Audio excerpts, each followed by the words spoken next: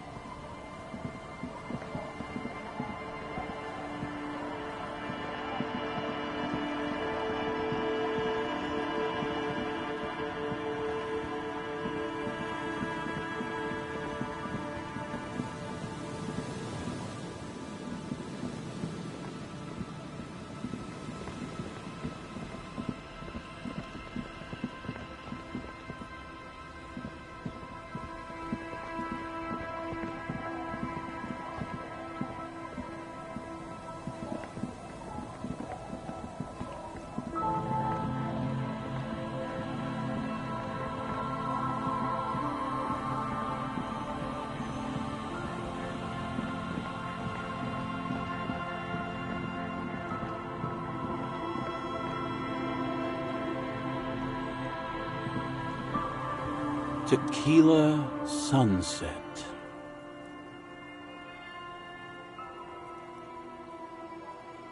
My jacket? A look of consternation crosses the man's face. He looks at you, then at his bottle, then back at you. What the fuck are you talking about, Tequila?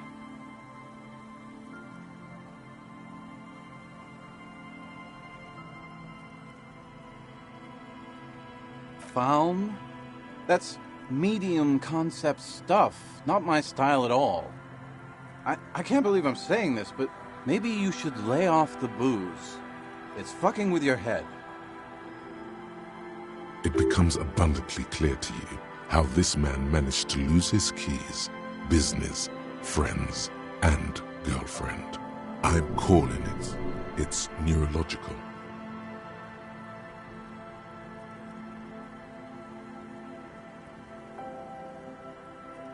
That shit is so medium concept, I wouldn't touch it with a stick.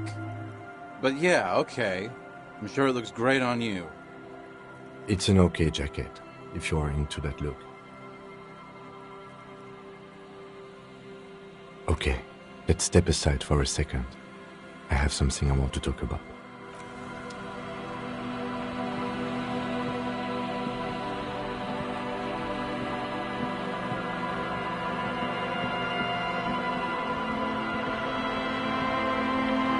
I've been meaning to have a little chat with you about your sense of style. It's just, well, you look more like a high-flying businessman than a police officer.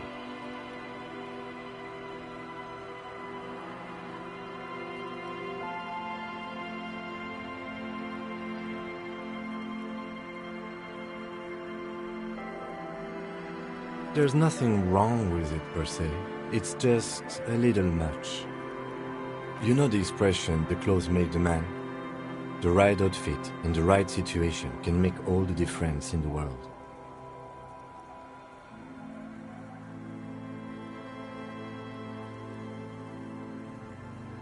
Let's not get ahead of ourselves, detective.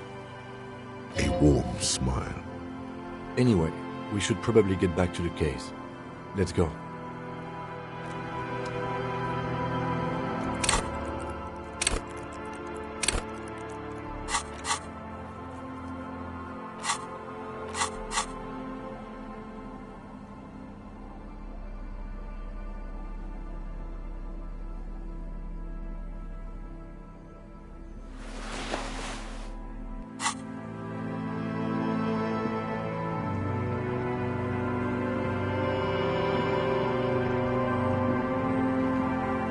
The legend returns. You know the dance. Smokable smokes, pissable pilsner. Drink it, then convert it to piss.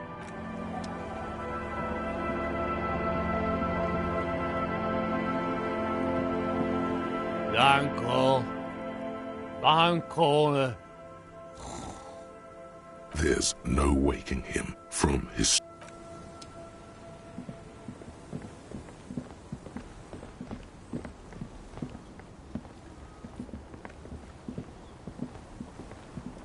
The scruffy-haired little boy kicks a stone while the other watches him do it. The scruffy-haired little boy kicks a stone while the other watches him do it.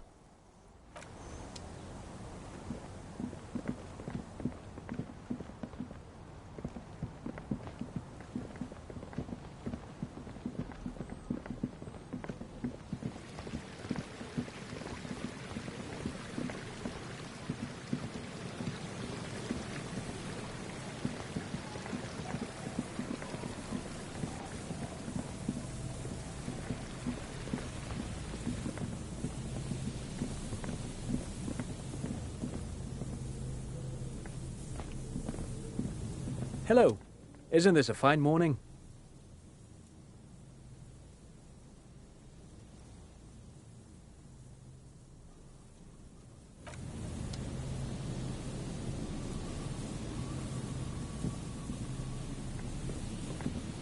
Hello.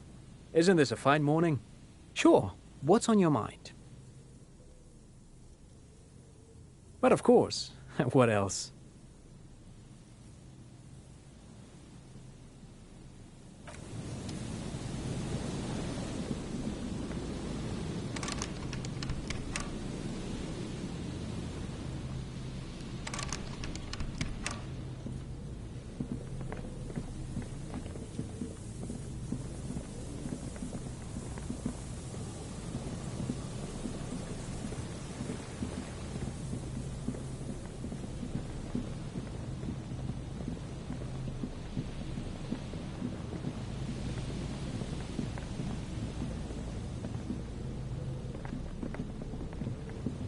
There's nothing else to do with...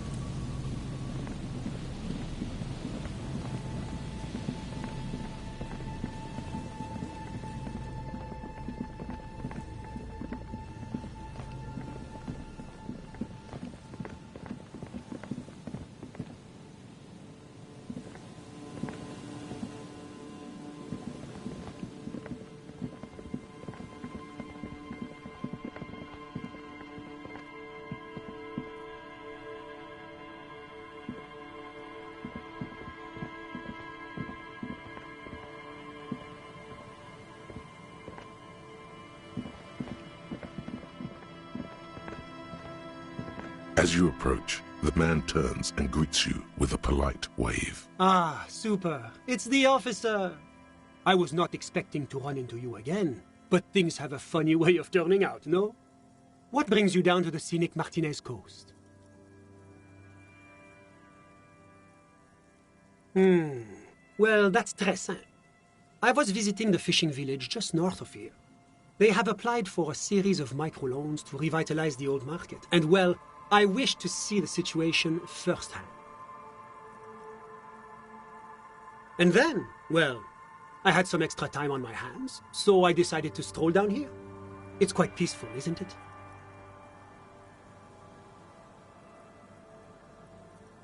Yes. There's nothing like a stroll along the coast to lift one's spirits. Ah? Is that what those pockmarks are? I might have guessed. Fascinating how much history is contained right here, if only one knows where to look for it. You feel like there's something you could say here, if only you really knew what was going on. Ah bon? I'm all ears, officer. My friend, if it's la responsabilité you're after, I have good news for you. There's no need to form such a committee, because it already exists. God, of course it does. These moral intern types. The Comité de Responsabilité de Revachol.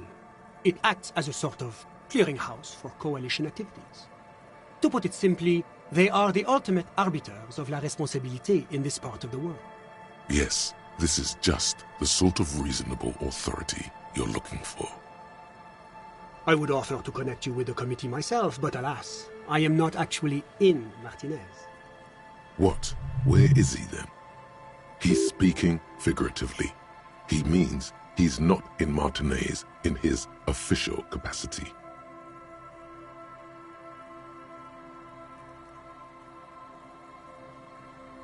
Précisément. Officially, I am still in La Delta, preparing for an upcoming conference on fuel oil derivatives. That's why it would be extremely irregular, or potentially even inappropriate for me to intercede with the committee concerning a district I'm not officially in. Yes, you've made your persistence quite clear. Under normal circumstances, I would have to insist you go through the regular channels. No. You can't let them give you the runaround. But if you have information of a vital interest, they might be willing to entertain an exception. In which case, I would advise you to contact them via Coalition Warship Archer.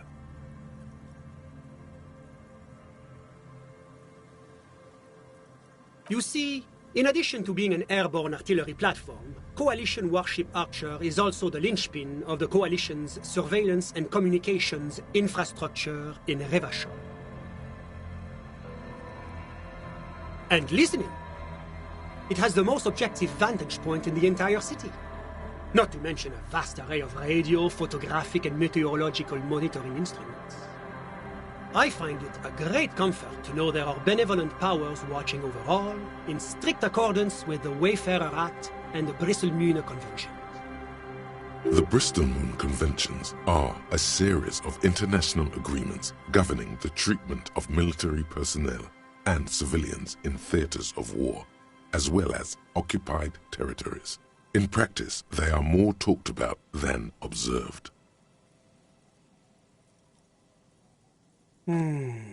This is quite the problem. Very tricky. Of course, the Archer has orders to fire on any unidentified aerostatics that might approach it, so it might be safer to get in touch from the ground. But in that case, you would require a radio transmitter capable of broadcasting on Coalition frequencies. And that kind of technology naturally isn't typically available for non-Coalition use. Yes, it is a bit of a conundrum. I suppose there might be some way to circuit bend your way onto those frequencies, but you'd have to be one of those techno-tinkerers to do it.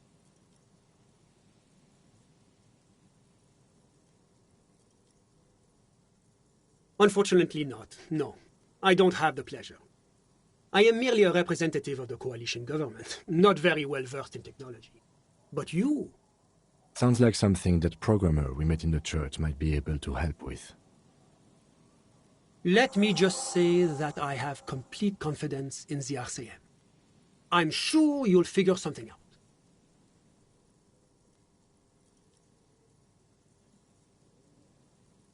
Always my pleasure to be of assistance to the RCM. Godspeed, and if we don't meet again, bonne chance.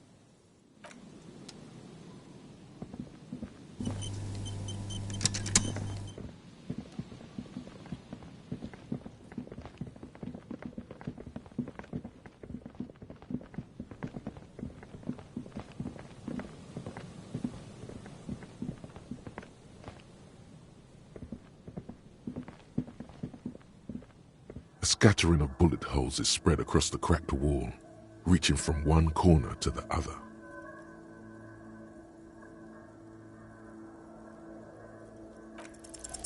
Unable to piece together the big picture just now. There's a hole in the scattering of bullet holes looks like one giant smiling mouth, smiling its deadly smile.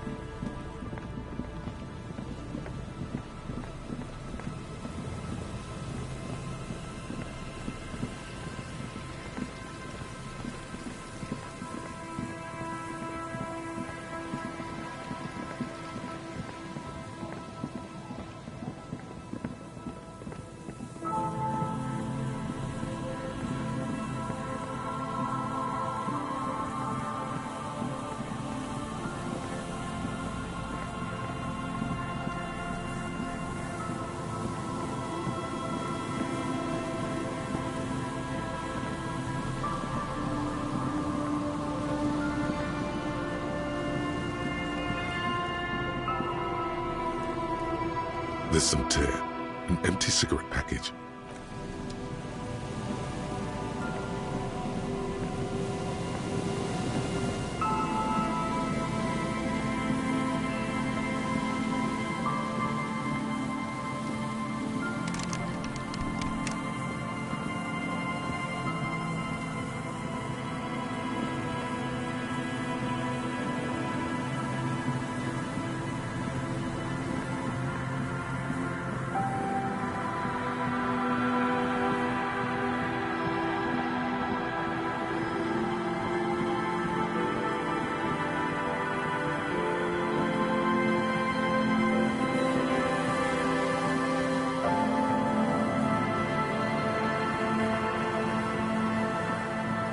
An old door, worn by elements, guards the depot.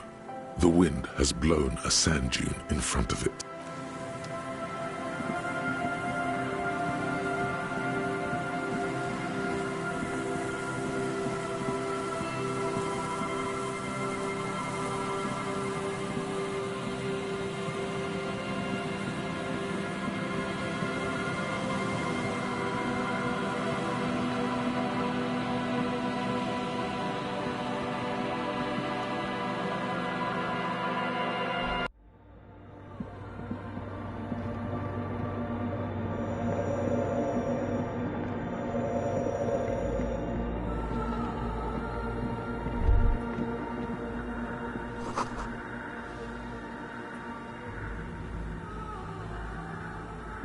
The mother of humanism stands above you, a precious and complex wax painting on a single pane of glass.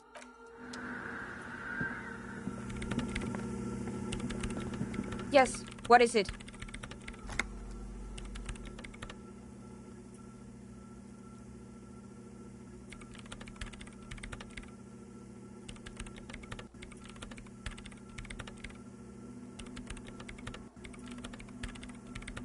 Do I look like someone who has time for side projects at this moment?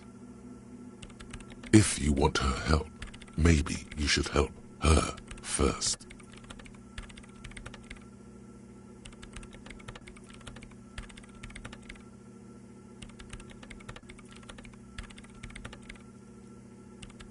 I don't want to make anything work. Yes, anything. I don't want to make anything work.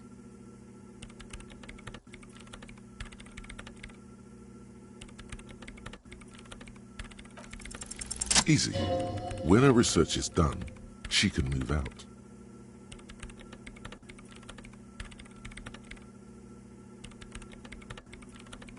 What? No, I don't really need any help with the project.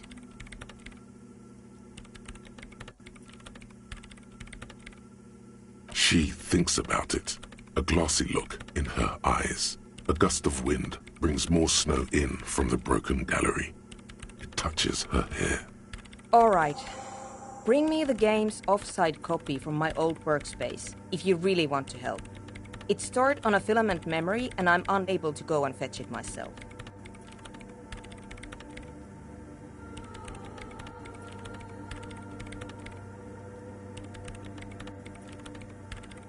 It's a backup of my former employer's project, the radio game we were working on.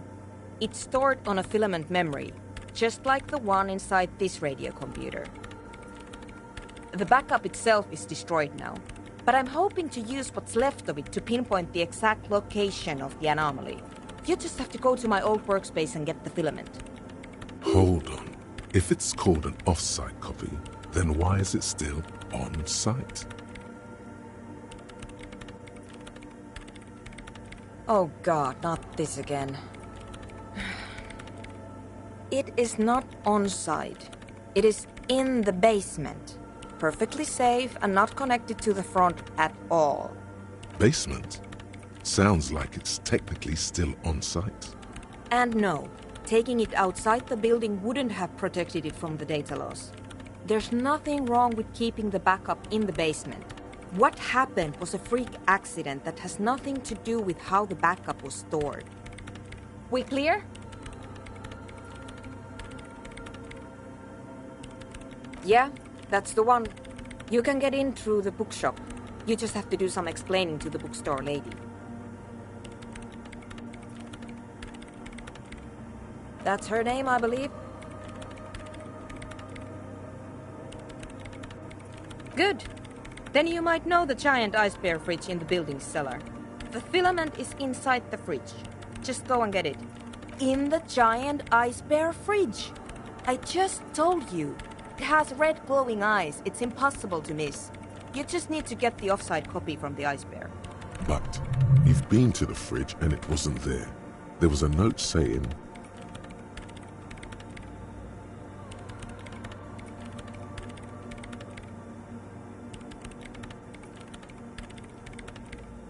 Wait. A note from whom? Did it specify where they took the filament memory?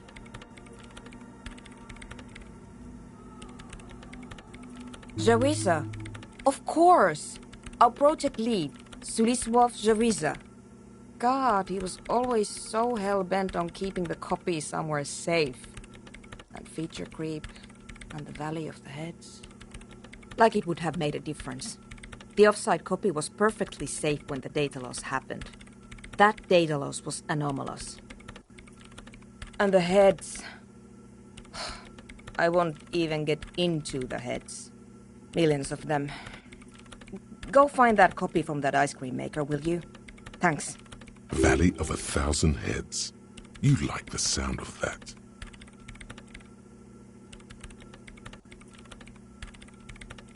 This is getting ridiculous. Can't you just defrost it? Or, I don't know. I don't know about the ice cream maker. Just figure something out.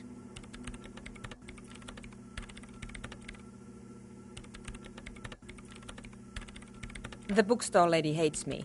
Says I'm part of the curse. Whatever that means.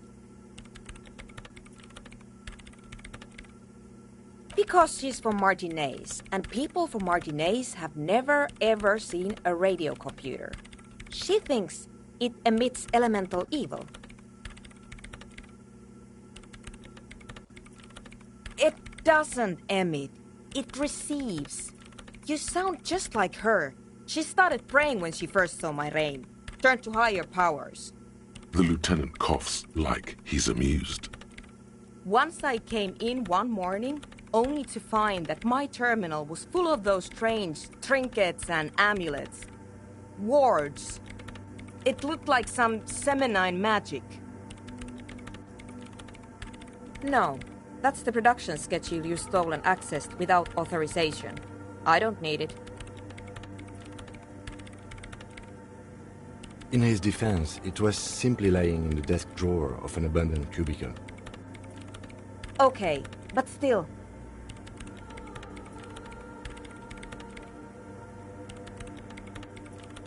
Thanks.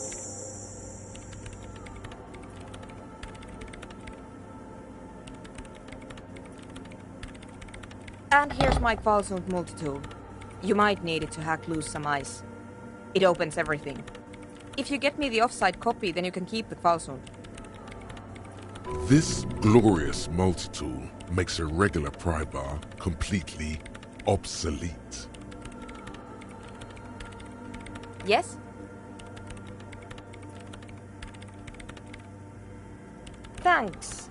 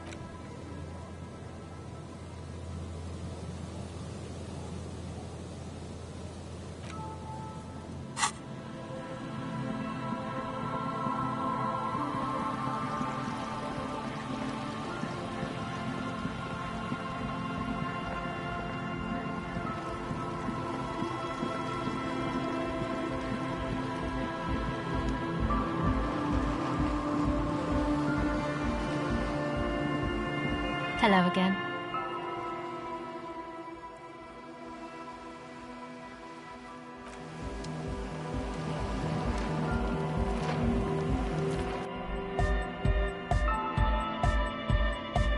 Huh? I see you're here. This young speed freak seems to know a lot about signs. Could he be the techno-tinkerer you're looking for? His look is intensely suspicious.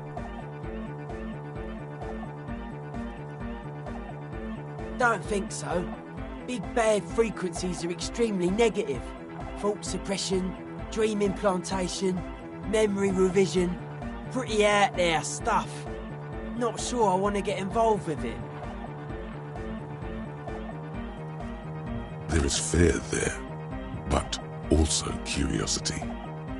He just needs a reason to help you.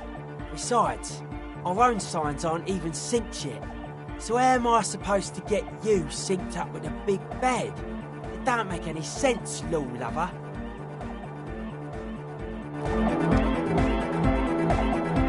Hi again. So, how are things going? Goodbye, officer.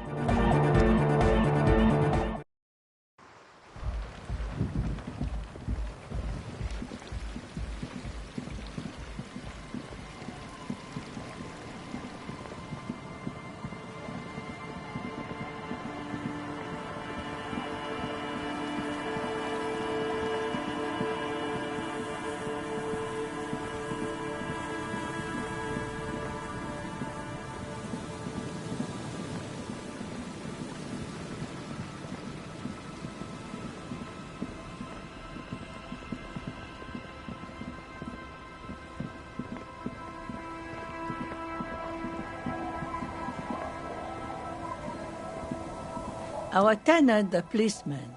I hope the waves don't...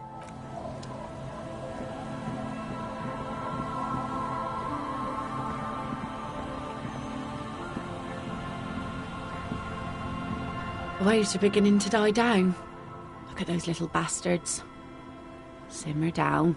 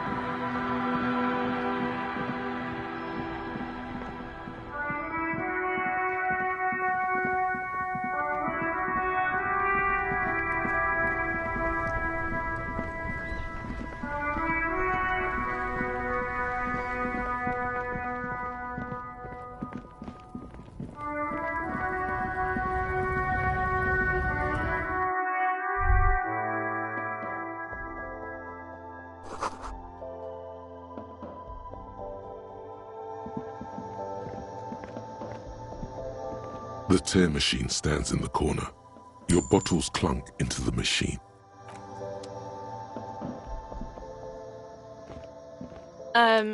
Is this about the questions again? Because I don't really know any. Reality?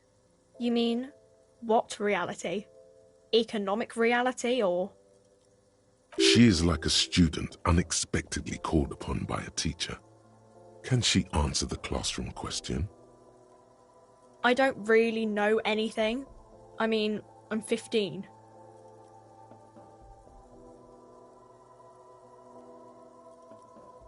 I don't know. What about it? We're in for it? As mankind, or as a nation, or... What will her essay prompt be? In a good place. I mean, science is doing great, and this radio computer thing seems to be kinda big. I don't know.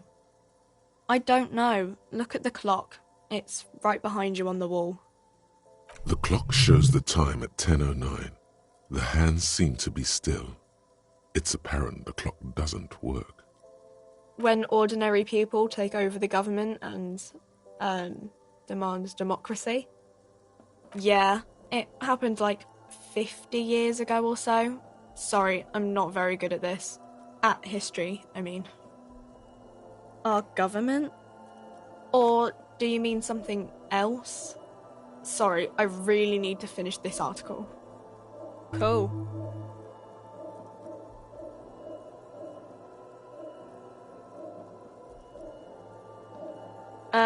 I don't really know anything. I mean, I know it's there, but I haven't seen it, so... Reality. She is like a student unexpectedly. I don't know. What about it? Cool.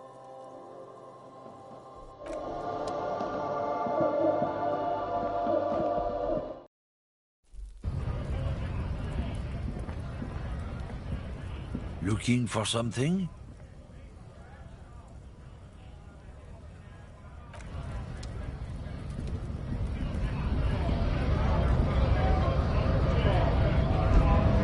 Right to work!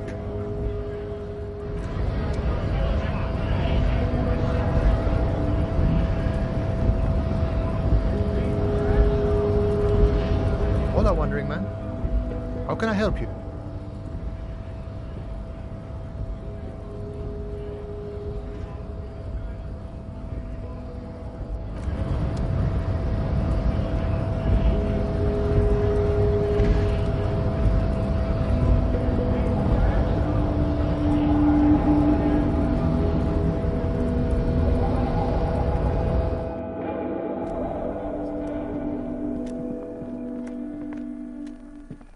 The already familiar cold touch of plastic welcomes you as you pick up the handset.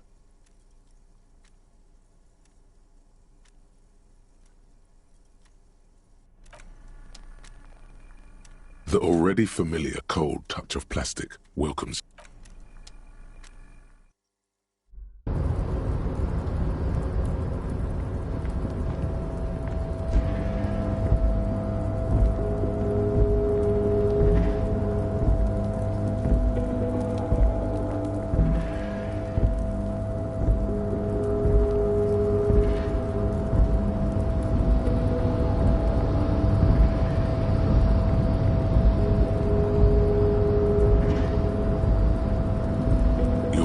Before the cargo container.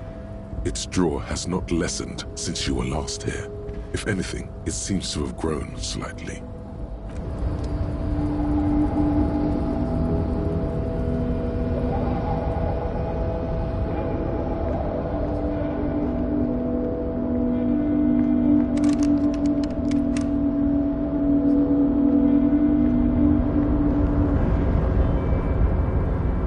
Oh, hey, mister! I'm not gonna bother you with a long greeting, just like we...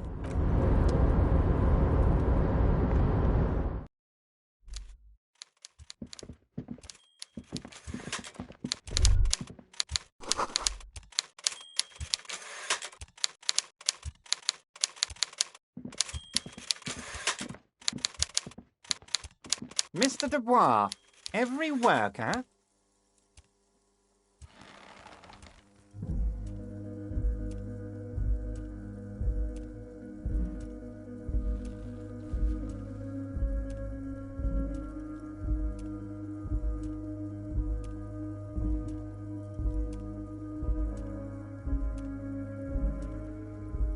And for his fellow man. That's right, Mr. Dubois.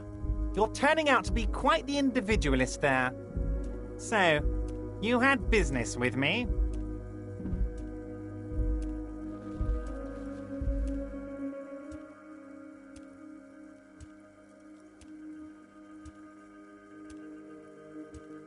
The Golden Boy returns once more. Wonderful. Simply wonderful, Harry. Of course. I already knew this.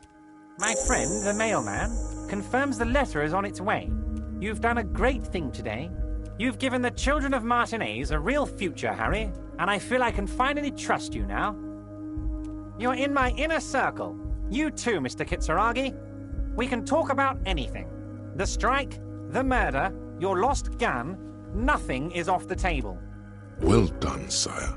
By guile and deceit, you're in. You don't know his full plan. Perhaps he expected trickery. Perhaps the signatures weren't important. The point is, do not think you're ahead of him.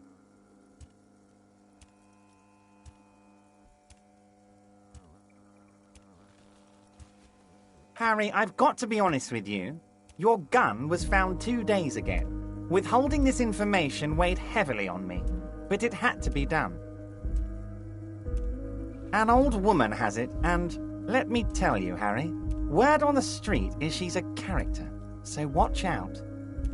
This must be the woman who bought the gun from Roy, the one he described as terrifying. Yes, the same one. I see you've done your research. The pawn shop made the gun easy to track. Crazy stuff, Harry. Selling your gun like that? Wild. Anyway, the neighbours of this old woman contacted my men because they trust me and the Debardeurs Union. Apparently, she was waving it around at the entrance to her building. Waving the gun around doesn't sound good. None of this does. As I said, she's a character. I didn't have time for details. It sounds like she's unstable, but don't worry. No one got hurt. We might be looking at someone with a medical history here. Watch out. Unfortunately, I don't know anymore. You're gonna have to go in blind, Harry. But she's an old lady. How dangerous can she possibly be? Oh, and she calls herself the Pigs. I, for one, find it refreshing. Finally, someone calls themselves a pig. I already have. Tonight, starting 10 o'clock, near the old fish market on the coast, the one on the boardwalk, a little past the fishing village. Be careful, Harry. I would never set you up for anything dangerous, but you did ask for this. Now, back to the fun stuff. She will be there from 2200 hours till 0200 hours. More fun stuff. Seems like we already have fun stuff to do.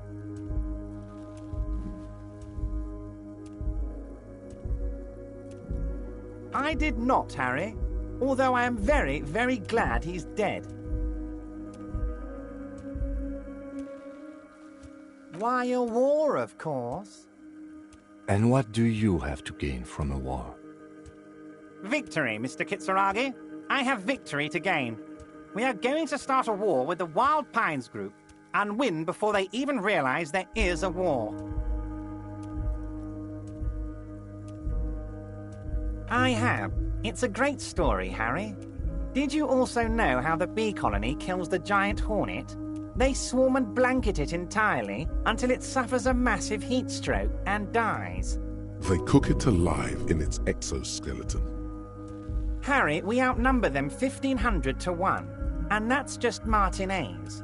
With all the unions in Revachol, and with public opinion on our side, we can hold off 2 men, or 15 men, or even 50 men. The more they send, the worse it's going to look for them. They made a huge mistake hiring those guys. No one likes foreign mercenaries. The leftists hate them, the fascists hate them, even the moralists think they're in bad taste.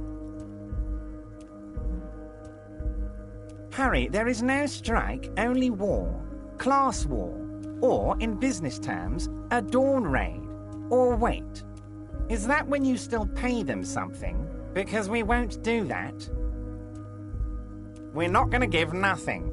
We're going to take Terminal B away from them. The roads, the gates, the containers, that big crane, even the damn coffee maker.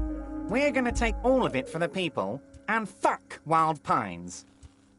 The word fuck rings like a gunshot from his mouth. He doesn't swear often. So that's why you haven't let Joyce in? Yes. It's also why I let that midget Gaumont go. He's too nice. I can't put him through this. Plus, he knows how to get in here. That woman can't tell her tits from her arsehole. She has no chance. Because we're friends, Harry. Besides, it doesn't matter now. You can go tell her if you want. It won't change the course of events. We have a significant head start. It's already happening.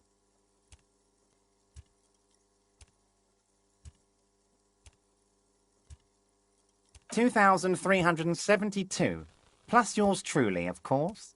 2,373 is a sizable contingent for a labor organization in Revachol. And they're all well motivated, at least the ones you've seen. Oh, you mean what sort of goods are going to be flowing through? How am I going to replace all the contacts we'll lose once the poo-poo hits the fan? The clients will ditch us. Harry, we've thought of everything.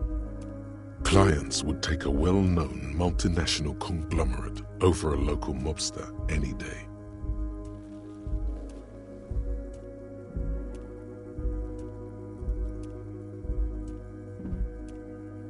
Sure, some will go, but mark my words. The company will be unpleasantly surprised to see how many of them stay loyal to Martinez and to the new competitive contracts we can offer. With renewed zeal sparked by communal ownership, the men will be shipping those containers double time. You'll be surprised to see how fast things go without parasites latching on. We'll have our hands free to pursue bold, exotic new revenue streams. Haven't you seen the crates outside, Harry? There's all sorts of fun stuff inside them. I mean, heck, this one has you and the lieutenant, me, and my novelty swordfish clock. You should definitely come back here and ask again if you learn more about the Union's dealings. There's something he's not telling you.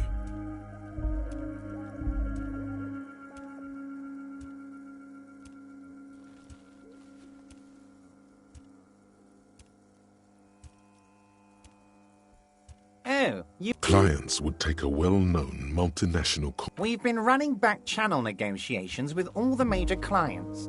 I think the company will be unpleasantly surprised to see how many of them stay loyal to Martinez and to the new competitive contracts we can offer. With renewed zeal sparked by communal ownership, haven't you seen the crate? You should definitely come back here and ask again if you learn more about the Union's dealings. Harry, by now you should know I would never do anything tricky like that. However, if the construction noise and limited street access makes some people consider moving, well, let's just say there'll be freshly renovated buildings near the roundabout where those poor people can finally enjoy a significant uptick in quality of life. I'm talking real affordable workers' palaces. So the village is doomed. You were there, you saw the place, a wasteland, there's nothing left. But mark my words, officers, we are going to reset it. Reset. I have big plans for Martinez, and they do not include humans living in those pig sheds on the coast. Harry, imagine a youth centre supermarket church complex, employing hundreds, no, thousands of people. The coast will be lit up with enterprise and life. All those ruins out there turned into low-income housing. Harry, enough is enough. We're taking this district back. The war was 50 years ago, for God's sake. It's time to move on.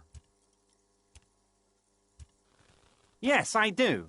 I got the centre, I got room for a retail complex, and in 4 years, I'll get the church too. The wheels are already turning, Harry. The wheels of progress. There are kids practically playing with their own feces out there. It cannot go on. The pain is true. He's seen kids do worse than that. And then there will be a giant statue of him, towering above it all.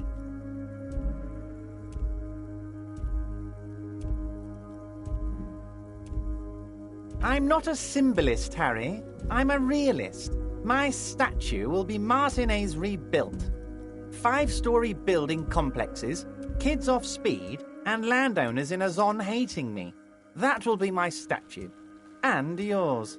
We're doing this together. You would look nice as a statue. Oh, I do, Harry. I really do. I'm gonna make the working man richer than Joyce Messier with that vote of yours. That's my job. Just like yours is to keep the peace. A true flash of anger in him, as he thinks of her. Harry! Well, So the village is doomed. You were there. Reset. Harry. Harry, enough is enough. We're taking this. I accept your salute, Harry. All of it is true. I've got the center. The pain is true. And then there will be a giant statue of him, towering above it all. Damn right. A true flash of anger in him, as he thinks of her. Harry, well. So the village is... You were there. Reset. Harry. Harry, enough is enough. We're taking this. And I knew you were one too, Harry. Right when you rolled into town. I've got the scent. The pain is true. And then there will be a giant statue of him, towering above it all. Oh, I do, Harry. A true flash of anger in him, as he thinks of her. Great, Harry, great. This has been so great. I'm sorry we don't have more fun things to do together, but if you ever feel like bouncing something off me, my door is always open. I'm always happy to educate and entertain you, my friend. So, very nice, Harry. Is there anything else? What?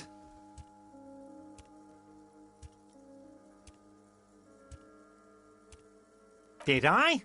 Well done then, Harry. I like not knowing about it, and I'm sure you made the right call.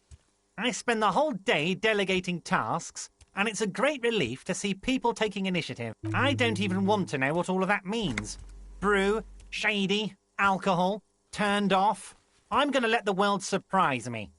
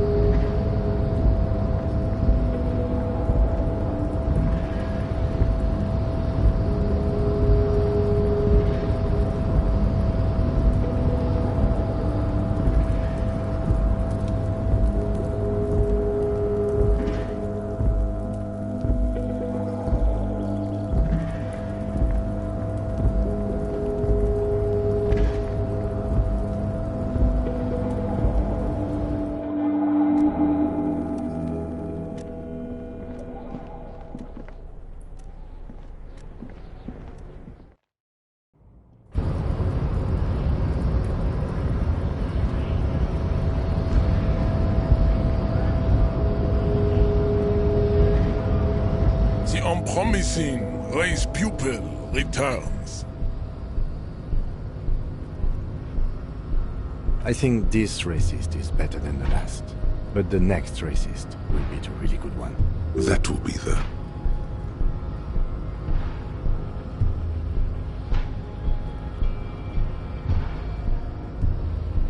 There always is.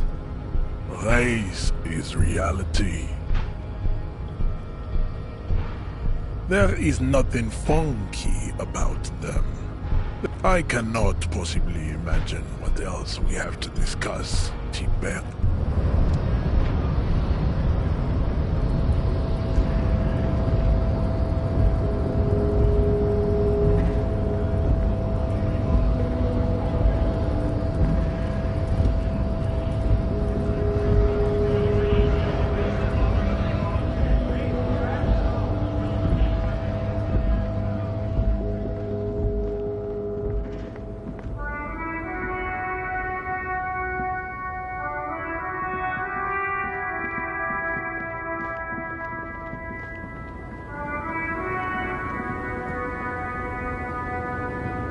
The woman still has her eyes fixed. No response. Wherever. No response. Wherever.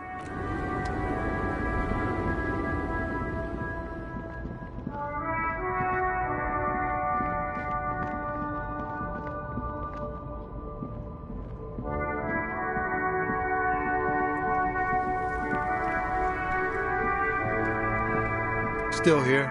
Stuck in this damn jam, my man. What's up?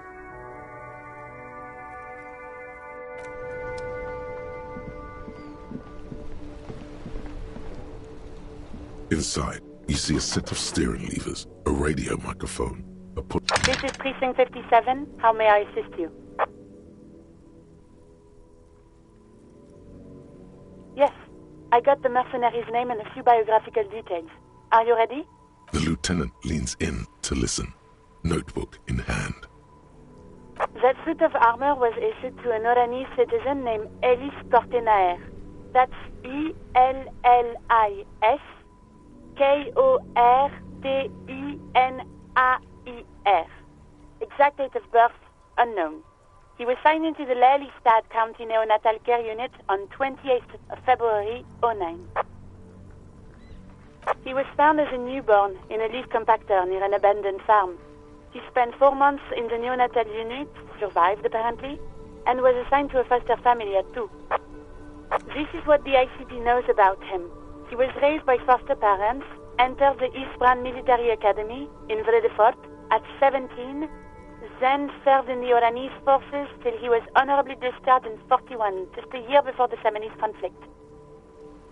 Then the armor followed him to Seminine, or at least I assume it did, and that's it.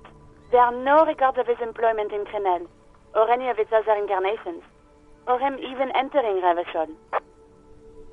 It's a garden tool used to press leaves into these cubes. It's a detail the hospital had, the only detail in these files. So I thought it would be good for you to know. It is. Thank you, Alice. None, officer. Sorry. Even that is a small miracle. These organizations usually double-check their inventory. Thank you, Alice. Great work. No problem, Lieutenant. A compliment from Lieutenant Kitsuragi. Not bad. A name. This is very good. Ellis Kortenaer. I'm glad the inquiry was helpful to your investigation, officer. Did you have any other questions?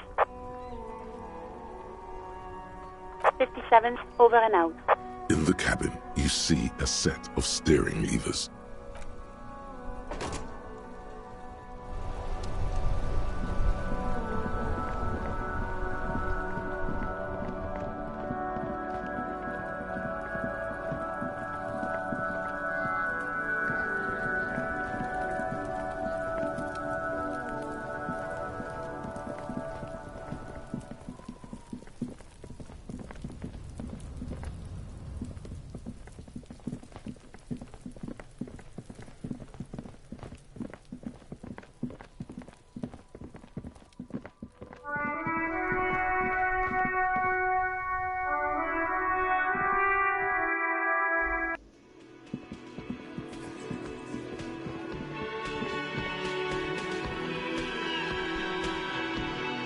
Yes?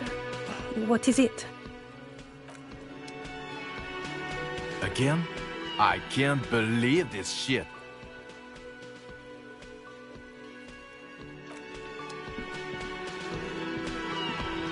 Hello, officer. I think I almost have it. A new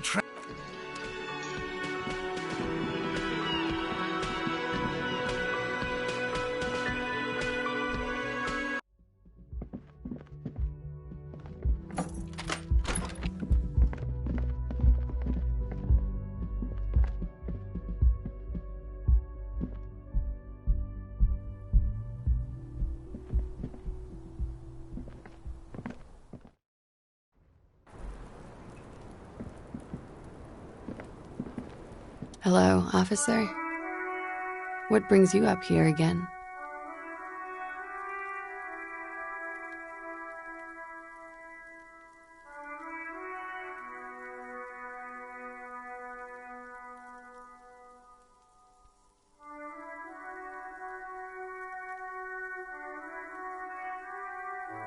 Yeah?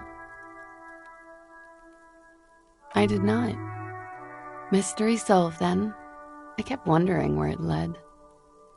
There may be more to this mystery at some later time. She's holding back. Let's make a mental note for now. A peephole? You mean like a hole in the wall? Yes, looking into your bedroom, miss. Okay. It jitter of fear and disgust moves through her body, beginning from her shoulders and ending in her hips. The cigarette tastes foul to her now. Do you think this is somehow connected to me?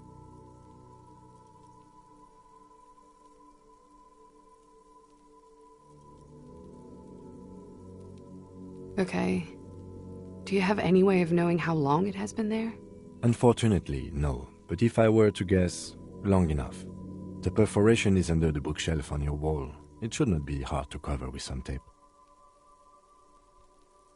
No, it's okay. Was there anything more? Huh. This isn't good. She feels like quarry, encircled. Her eyes dart to the door. Okay. I'm glad someone's had fun. Mm-hmm.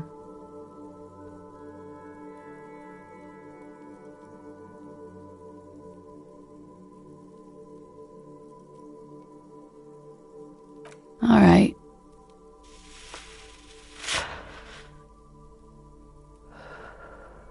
Not my favorite topic, but okay.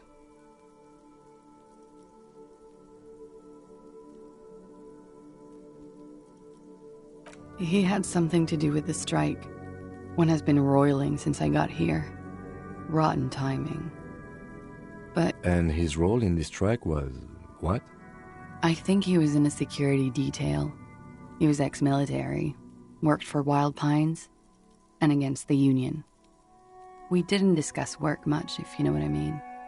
But I understood it was dangerous. And they lynched him for it? She nods.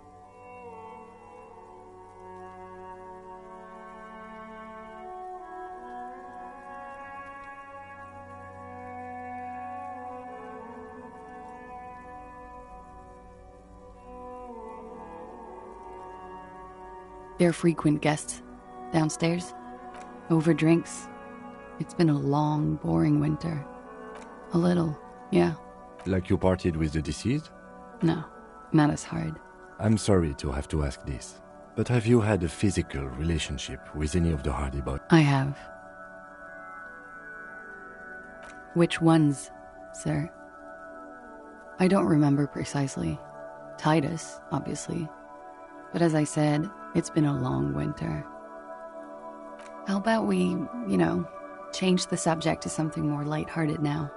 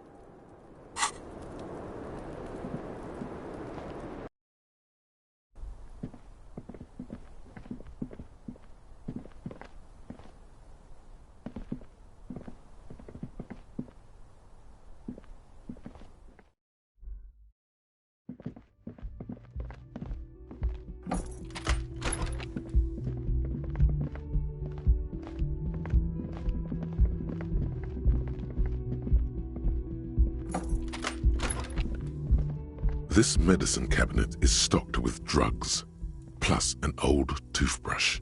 And there it is, the orange sun wearing blister pack. You feel almost nostalgic for it.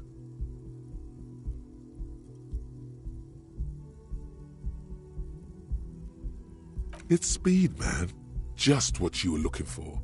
They call it dextroamphetamine and talk about psychological disorders. But what we're seeing here is some scientifically advanced trucker speed. Preptide, a euphemism for pharmaceutical amphetamine. Prescription speed. The fuck are you waiting for? Let's get super fucking preppy.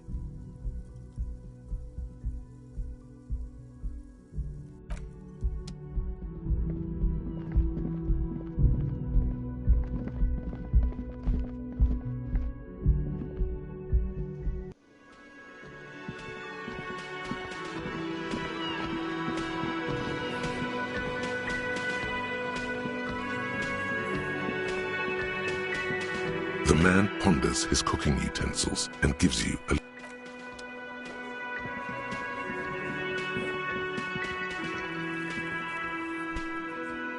Hi again, gendarme.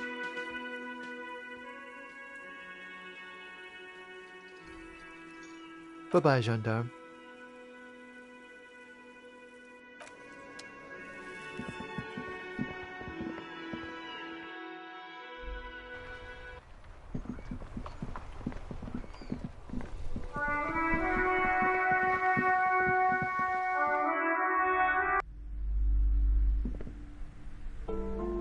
Hello again, esteemed officer, and welcome to Crime, Romance...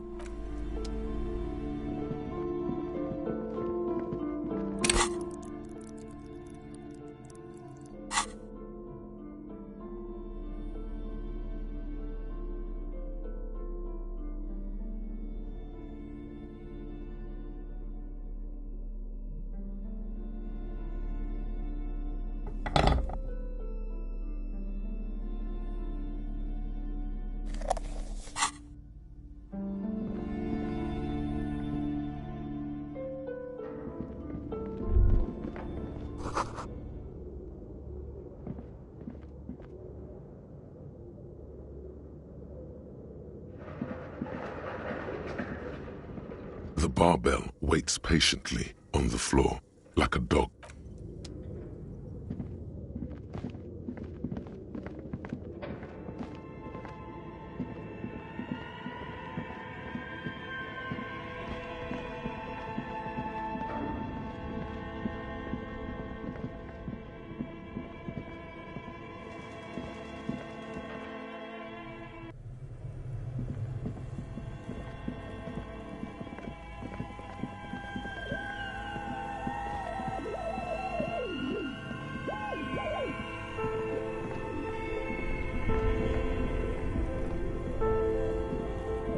This orange machine is dead still. It has a hand-crank ice cream. Turning the crank feels oddly satisfying, like stirring your childhood dreams. In the distance, you hear water dripping.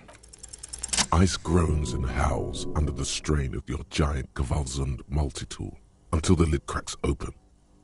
Darkness lies inside, but you can faintly make out an object, intricate and foreign, left there for a sub-zero beauty sleep, a filament memory with the words "off-site copy" written on its side. Disappointment washes over you as you stare into the almost empty ice cream maker. A scoop of ice cream would have been nice, yes. You gently lift the cube from its frosty bedding, careful not to damage it.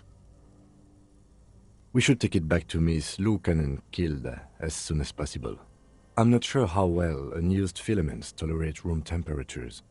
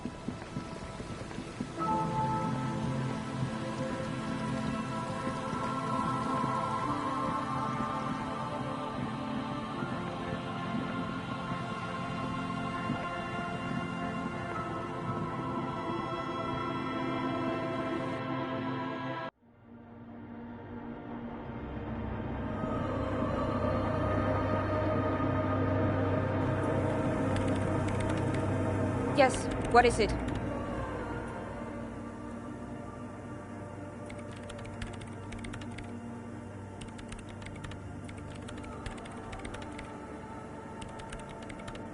Yes? Thanks. Looks like it's the one. Now I'm going to print it out to see what's left of it. I have a theory. Lintel was able to divine the location of the anomaly from this broken copy. I want to repeat their calculation, only this time with better equipment. Watch. What an intricate display of failure. The paper starts filling out with ink, soaking it in a gleaming blackness. Not a single line of data stands out. Sona doesn't reply, her hands running over the printout. She's looking for something. For her morning star. Eyes scouring the millimeters. Here! I found it! Hold on.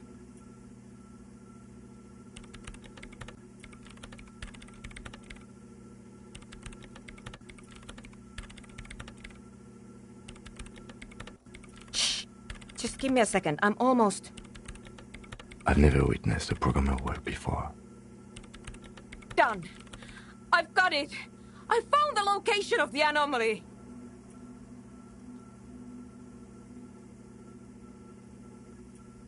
I found the coordinates!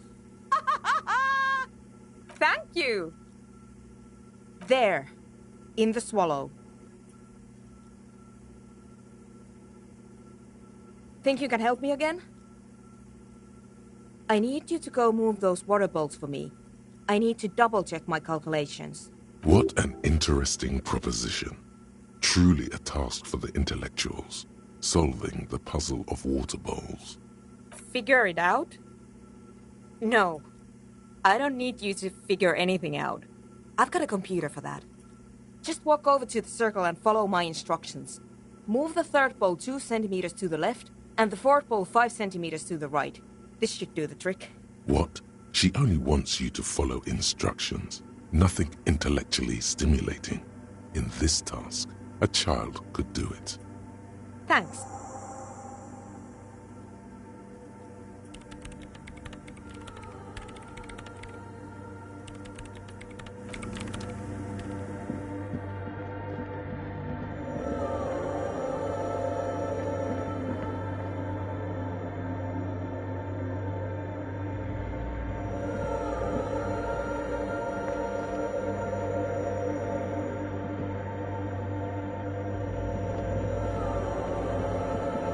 It's awfully silent again, as if someone turned off the entire world outside those walls.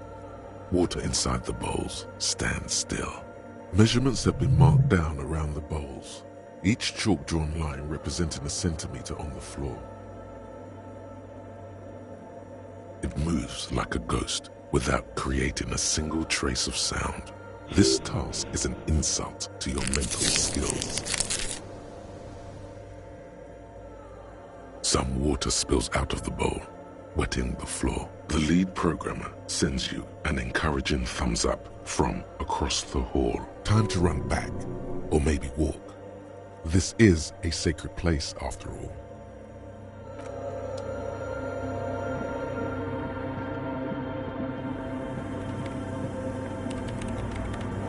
Yes, what is it? Great. Everything should be aligned now.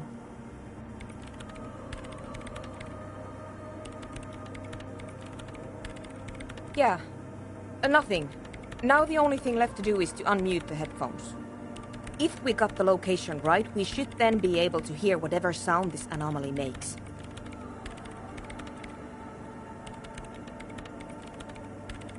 Honestly, I'm a little scared. I don't know. That's what I'm scared of. I don't know. It could be anything. I mean, what sound does the nothing make? How can you even listen to something that doesn't exist? What if silence is only what surrounds it, but the swallow itself is...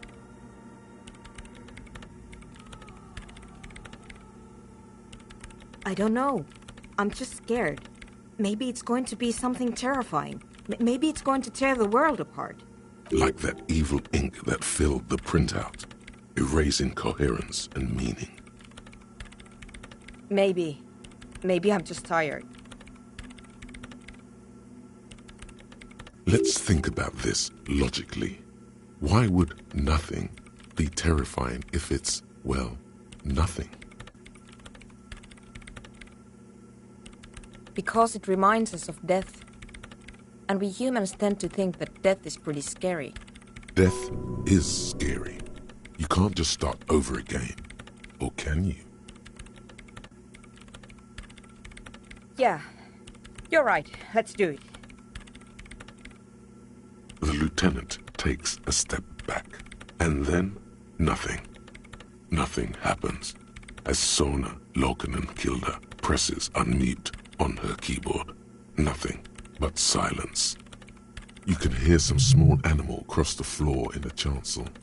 It's that quiet in the sanctuary. She doesn't answer, her eyes closed and brows knitted together in a state of deep focus, one hand cupping the headphone. Damn it!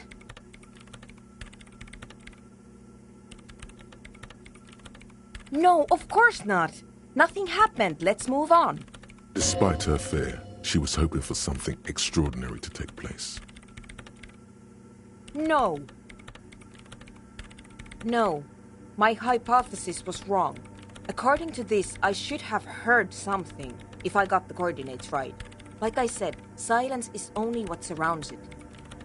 But this is just another failure. Silence sounds like silence. That's all it is. You can try on the headphones. See if you can hear anything. But don't get your hopes up. This can't be it. You should have a listen.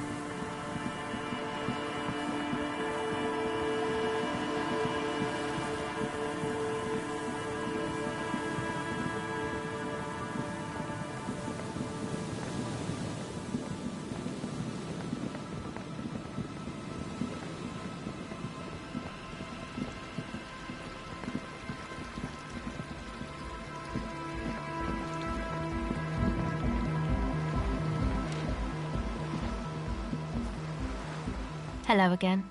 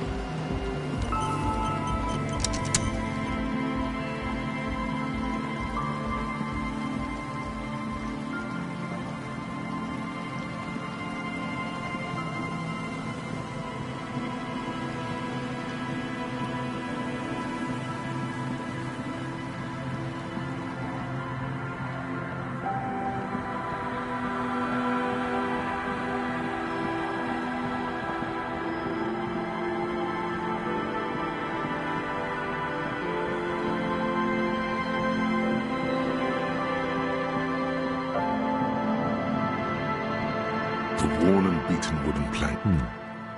We can sit on benches after we've... You can revisit the bench if you ever need to pass the time when...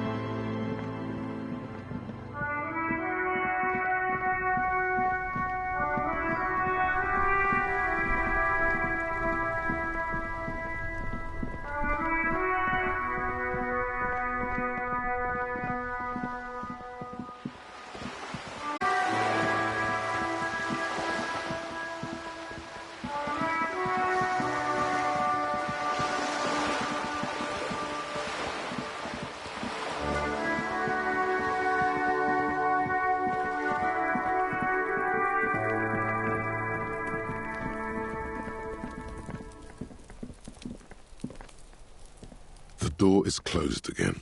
Nothing to do here anymore. You hear someone inside, walking from room to room. Whoever lives here must be back home.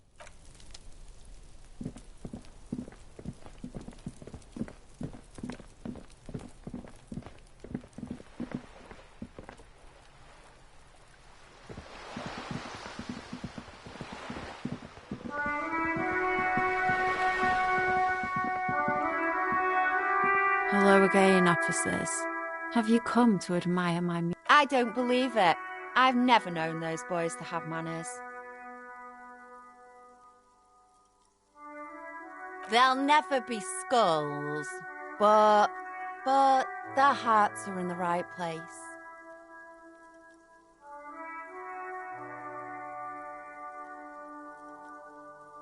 Thank you for passing on the message. Now run along, Piggy.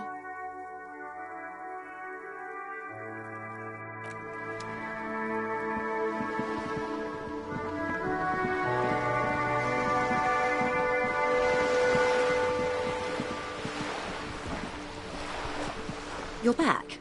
Good. What can I help you with? This reality? Yes, reality is your side case. An experimental side case.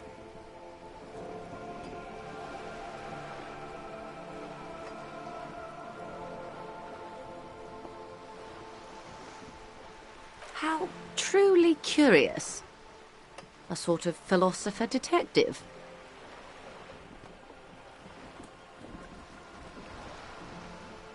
Are they now? A deep synthesis. I'll assist you however I can then. Go ahead. Ask. All right, we're in. I know these all look good, but begin with the first, okay? We're in Martinez, baby. A casual term of endearment popular among the 50-plus crowd. It's a disco holdover, pay it no heed. Martinez is a district of Revachol.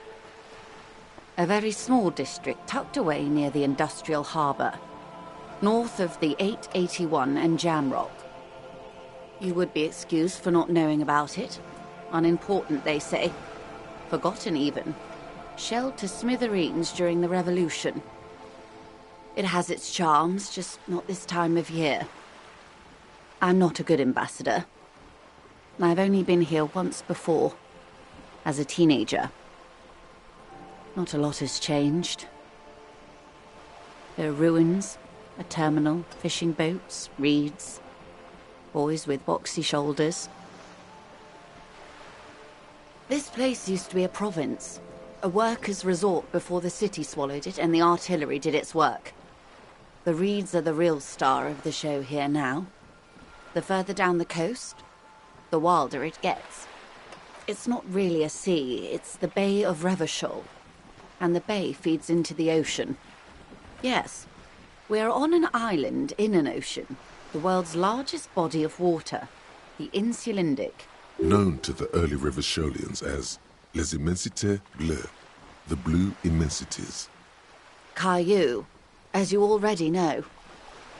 Imagine a pebble. A smoothed-over pebble amidst a great blue sea, misshapen, cracked. The cracks are the River Esperance. We're in the delta of this river, on the 6th branch, the Martinez distributary. It is clear this pebble is of enormous value to her, and to humanity at large. Revachol? Revachol is what you call a city. The great kind. History detective. They built this city to resolve history. Our part in it, at least. Our centuries. The nations of the Occident, or migrant workers from Seminine and Ile-Marat, depending on your creed. In the DeLorean century, 380 years ago. They say it's where the terrible questions of our time will be answered. The tensions are highest, the fault lines deepest. By that I mean conflicts. Ideological conflicts. The stuff of men. We are standing on a fertile, self-sufficient island able to sustain up to 200 million people in the middle of the Insulindic Ocean, the world's connective tissue. It's where the money is.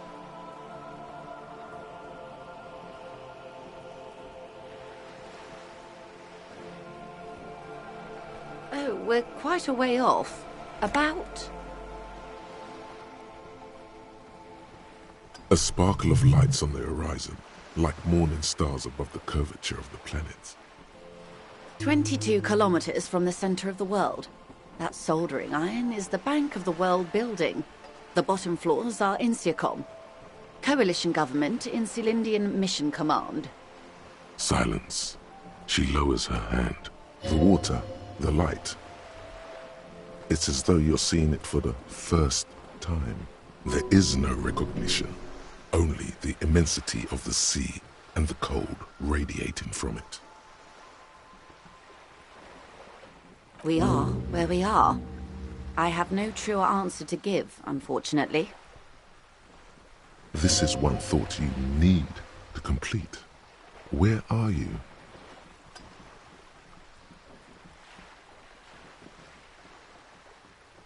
Was there something else you wanted to know? I remember something about a lowdown. This has been informative. Thank you, ma'am. I'm sure my memory-impaired partner has many more questions to ask, about even more fundamental aspects of reality. Might I suggest not asking them all right now? Ma'am, Messier will be here later too, and tomorrow. Isn't that true, ma'am? Absolutely. My commitment here is long-term. It's better not to eat all your candy at once.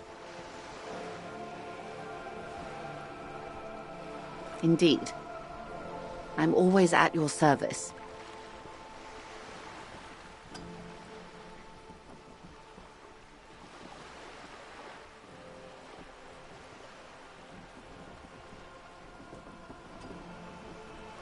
These are unimportant times, Detective. You and I were born after the dust had settled. 1,000th of a second too late. For the big time. The smile of a predator. No doubt what she's got in mind. All men are predators, dear. Nothing much to be done about that. It's all a matter of where you get to file your teeth. The revolution. It's quite easy. Every 100 years or so, our species gets together to decide what's next, who gets shot in the head, and who gets the mineral rights. It's a real kerfuffle. Why, of course. We're talking Duke Out Central. Full swing intra-species warfare. No, I would say the apes were neutral. On the other hand, those would be the communists. Generally speaking, 40 million people got shot in the head during the World Revolution. But the communists, they all got shot in the head. Oh, and the anarchists too. They shot them well. So well, one forgets they even existed. Did they ever? Before they got shot themselves, they shot 2 million people. Yeah, it was a kerfuffle, all right. Yes, the Insulindian deluge, they call it.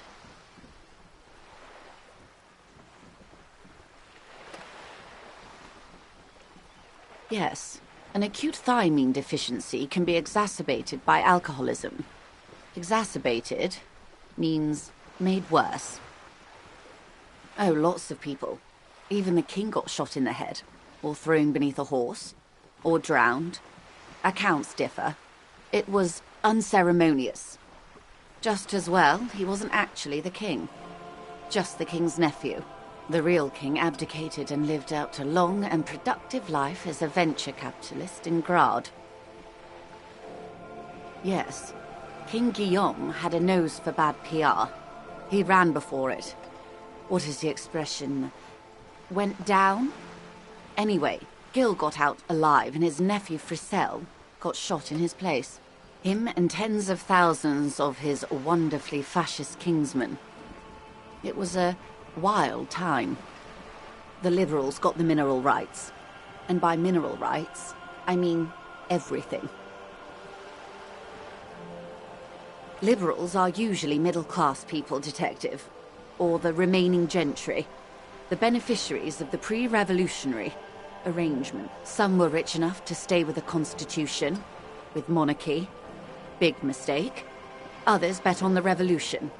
They were called the ultras, or ultra-liberals. They fared well.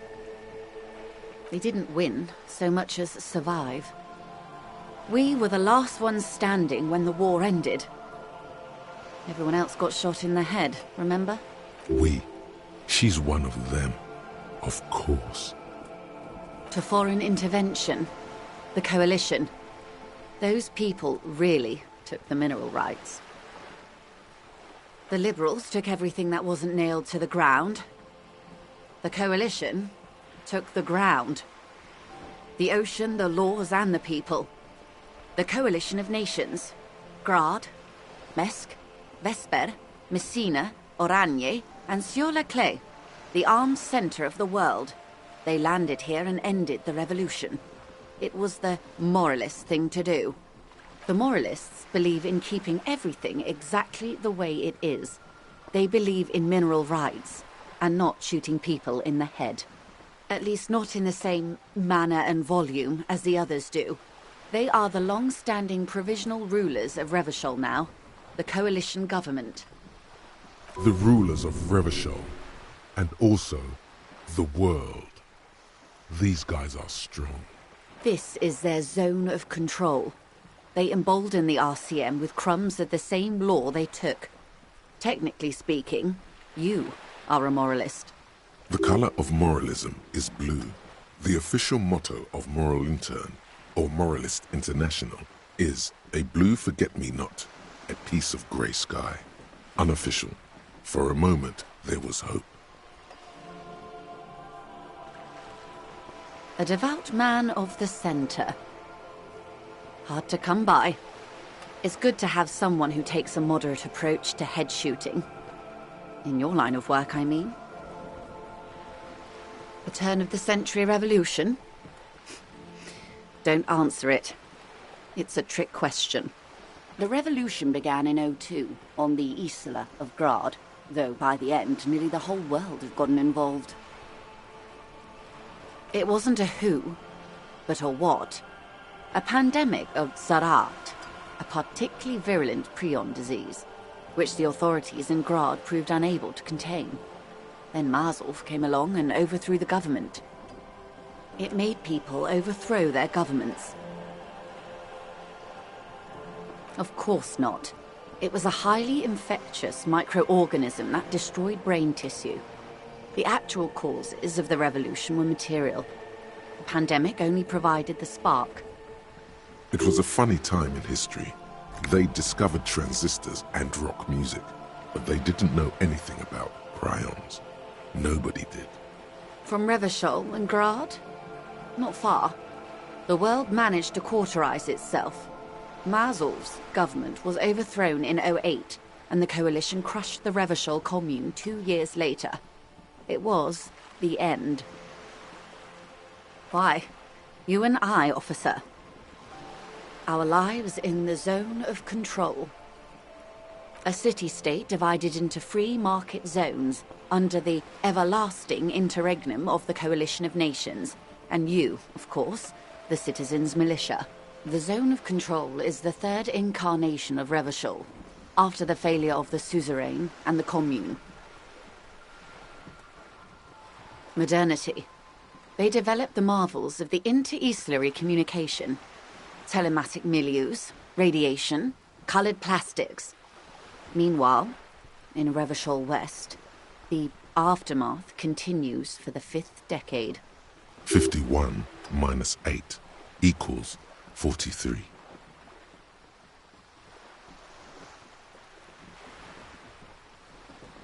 Time flies. The 20s saw a decade of urban war, west of the river leveled, offshore platforms in flames. Still, it's regarded as an improvement on what came before. '08 to '19 was simply hell. The 30s? Things settled down in the 30s. Revachol East transformed itself into the world's largest tax haven, with the international community's blessing. For the first time in a long time, it seemed like things were going somewhere. Yes, and quantitative easing.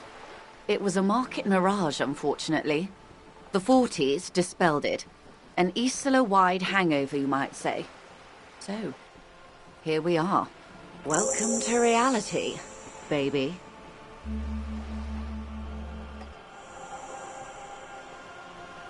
For her to be where she is, Wild Pines Group must have picked the right side.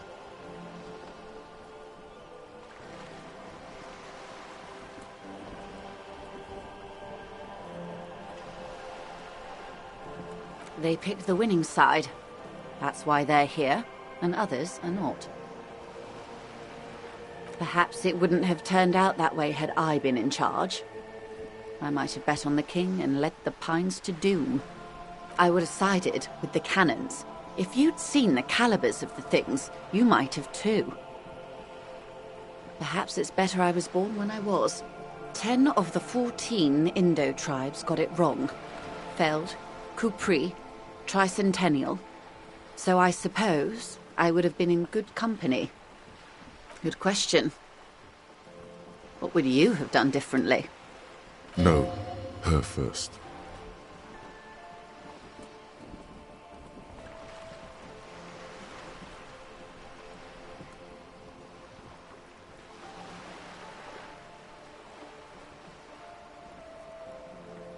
And I asked you, past-less detective of the citizens' militia, what insight has acute encephalopathy given to you? Here's some wisdom, lady. Say the death thing.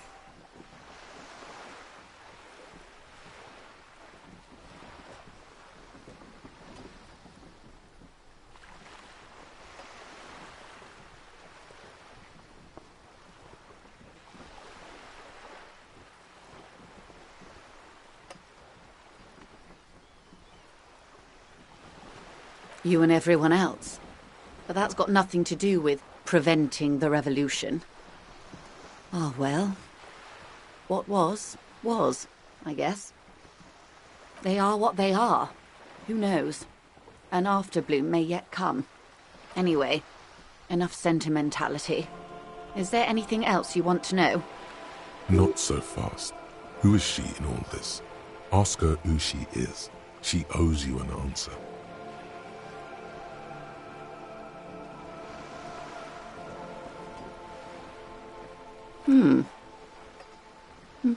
She won't maneuver her way out of this one.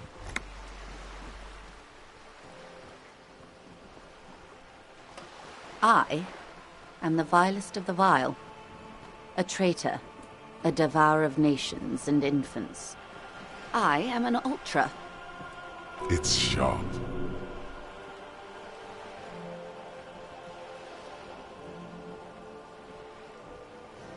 An ultra-liberal. It's a type of liberal. From the revolution. It's, not the moderate kind.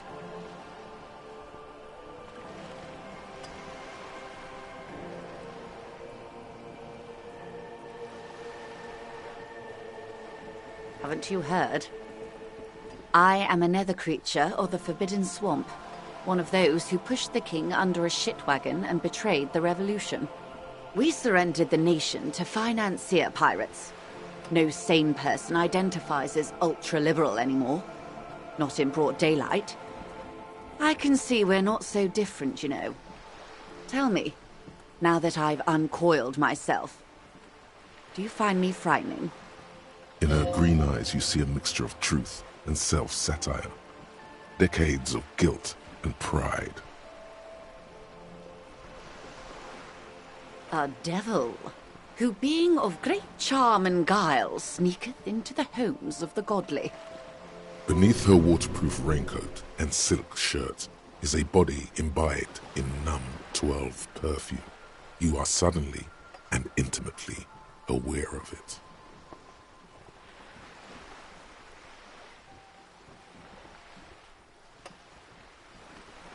I hope we're able to continue as friends, despite my scaly bulk and my intimidating liberal credentials.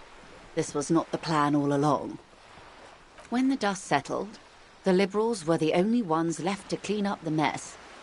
By virtue of their survival, they were handed enormous power to shape the future. This was all our last generation managed. With due respect to our overlords, the eternal caretaker government that keeps Martinez a monument to the efficacy of its artillery. While a gentle wind sweeps the streets in the rebuilt east, light drizzle washing it clean, lights go up and motor carriages circulate the tracks. I would not have relinquished sovereignty to the Coalition. Not here in Martinez, and not in the Stella Maris or Delta Beachheads either. If not for my own sake, then for my daughters. We had an obligation to defend our sovereignty. We should have burned the whole Isla down rather than let them have it.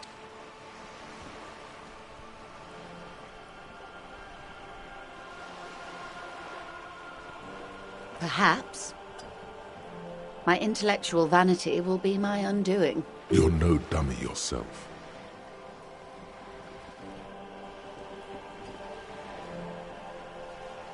And the crown on your head as you lay in the casket. Yes, I suppose I am. But I wouldn't be a patriot anywhere but here. Seditious talk, man. Yes. Whatever else I am, I'm also a mother and a wife. Now, shall we return to reality? A bird? A sphenicid? A flightless bird of the polar regions? Ah! This is the pier of Rue de Saint-Ghislaine, 33A, where the tenants have been kind enough to rent me a slot. Or two. A pre-revolutionary tenement. Old buildings are called tenements, you see. And new buildings, bâtiments. After les bâtiments nouveaux. But 33A and 33B are not nouveaux. They're old. This one used to be 8 to 10 stories tall, a real high-rise by the standards of the last century. Built to mirror the skyscrapers across the bay in the Delta. That was before the war, of course. Mostly the urban middle class, I believe. This was once primo real estate, before the cannons lopped 4 or 5 stories off. Splat, splat.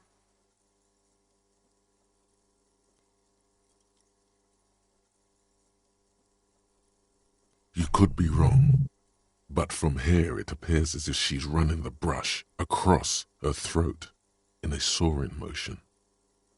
Wonderful.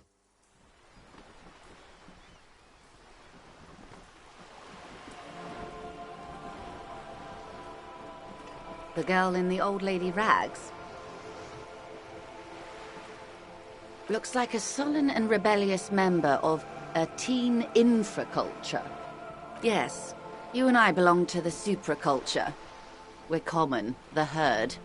The music on the radio, the food in the chain restaurant, those are all too popular for the girl in the old lady rags. She prefers a fantasy world, an infraculture with its own dress code and vernacular. It is an illusion, I'm afraid. There is no refuge from the supraculture.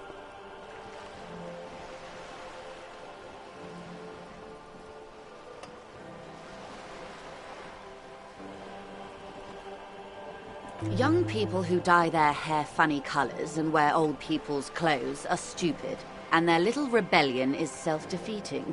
All right, what next? Suddenly, you're not so sure you're part of the supraculture.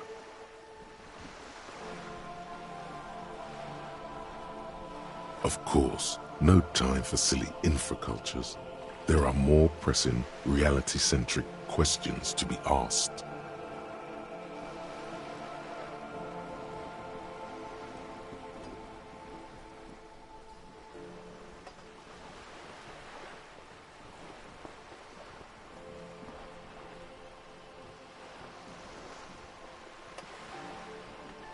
We're in Martinez, baby.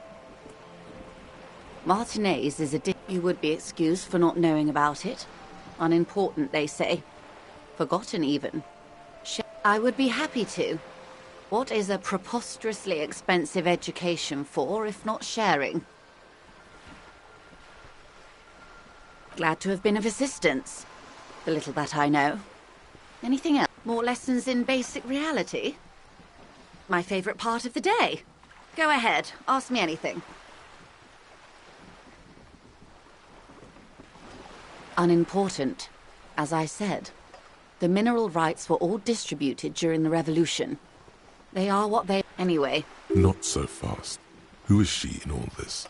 Ask her who she is. She owes you an answer. It remains a mystery what you mean by this something close. Glad to have been of assistance. The little that I know. Anything else?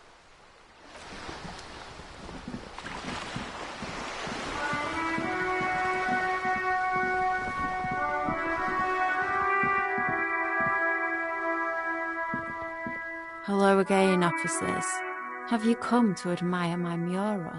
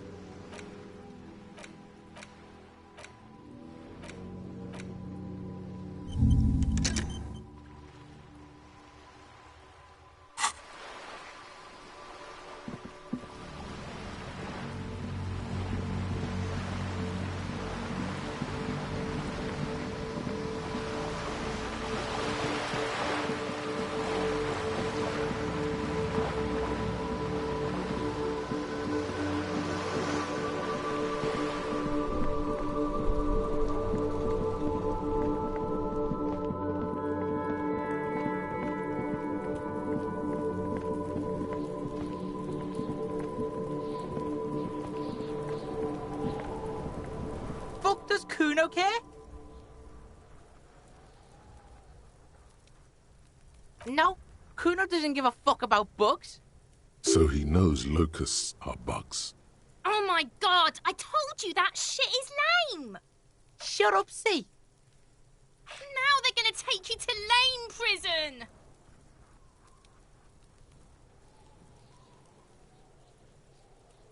Deny everything, Cuno. You need to lawyer up. Cuno's not gonna say anything without his lawyer present. There's definitely something going on here. Remember his pig's head shack? You should check it out.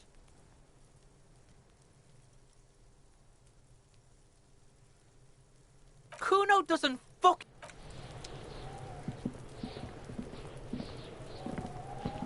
The trash container stands in the spring snow. The smell of rotten food rises to greet you. You see soggy cartons, dirty rags, and organic waste.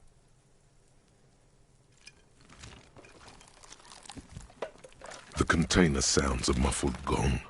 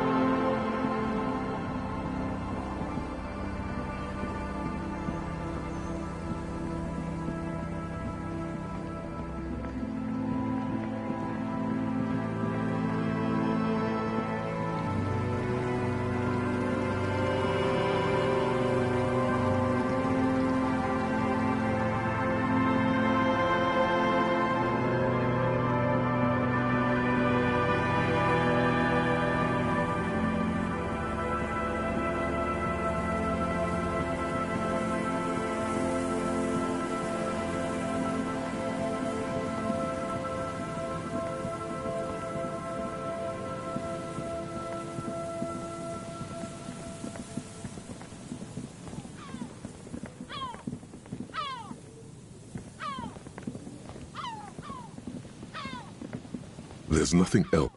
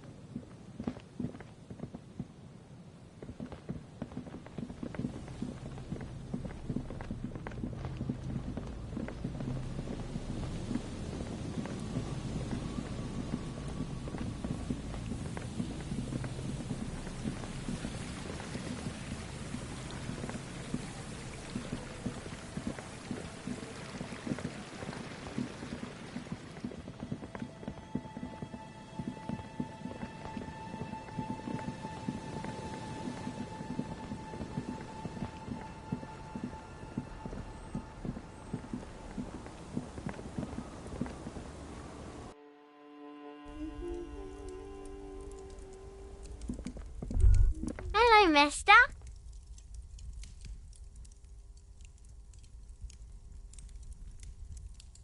Bye. Is that the phasmid? It looks like the phasmid, leaning against the wall. Wait, what if this is the fishing rod situation all over again?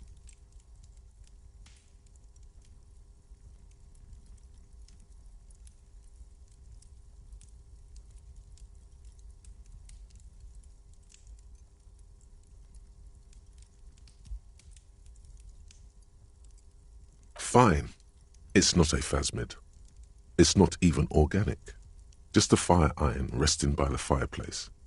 But where's your sense of wonder, man?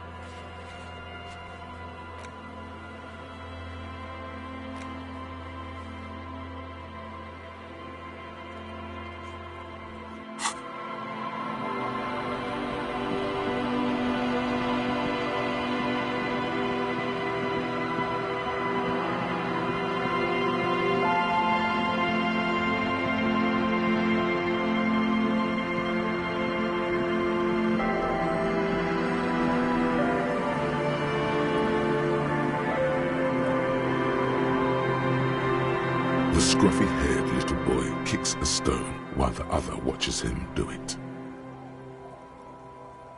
This one doesn't... Lily's our mum.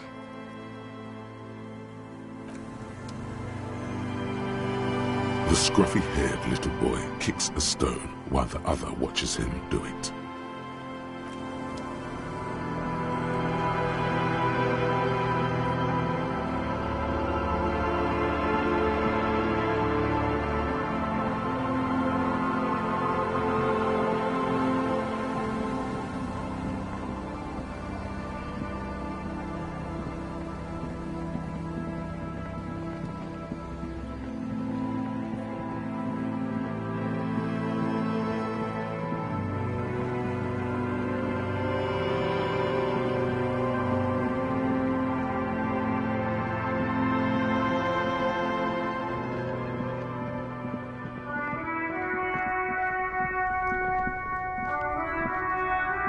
Everything's still cool here, officer.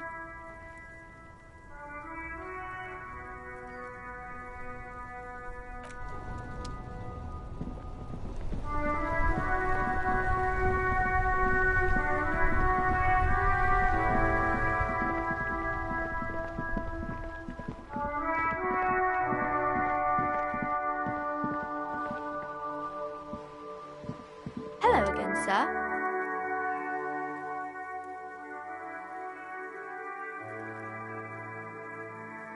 No, sir, I can't.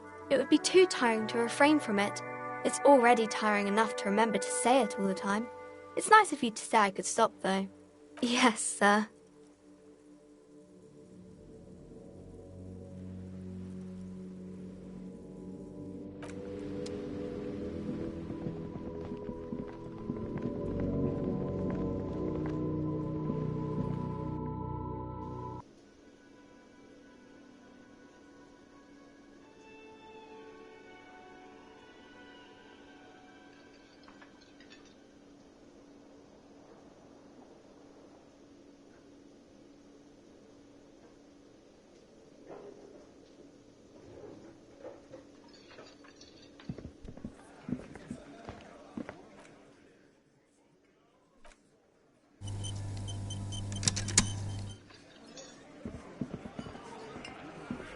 The clowns are still hanging around.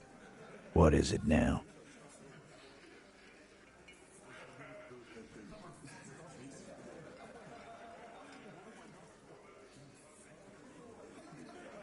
And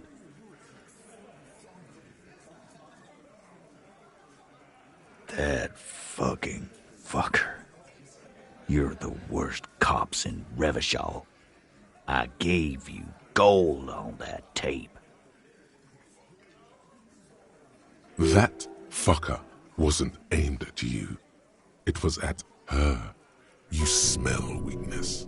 He's getting tired of the game he's been playing.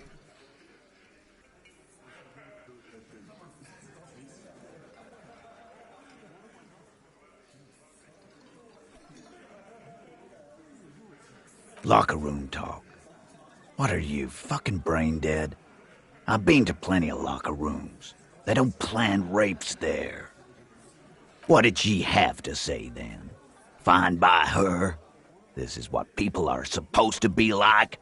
Fucking whoop-de-doo. Yes. In fact, I think she thought it was a little funny. Funny? No good goddamn psycho whore. Seems like they wanted to give Claudia a second chance to play along. She still didn't. Alright. All fucking righty then. I guess it's good then. That fucking... Please try to control yourself in the presence of visitors, Titus. This is just perfect. Just fucking perfect. Any thoughts on this, lawmen? Women are crazy. Irrational. That's what you're thinking, right? Also, your fists are itching for a bump.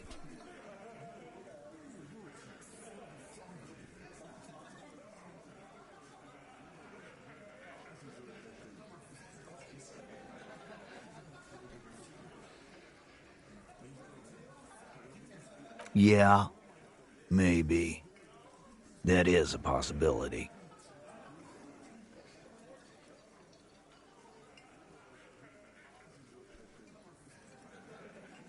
Nah, I know her. She's just a girl. In over her head.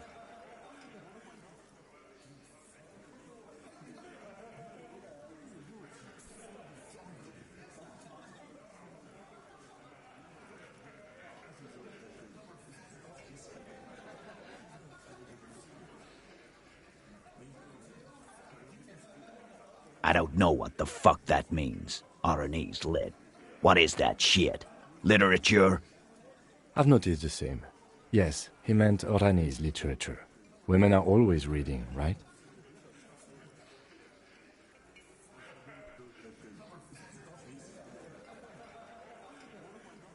I already told you. We fucking hanged him. There's less gusto in his voice now. His men too are growing increasingly silent. Come on, Titus. The stakes are too high here. There will be blood on the streets. The tribunal, remember. I know you're tired. Why don't you just...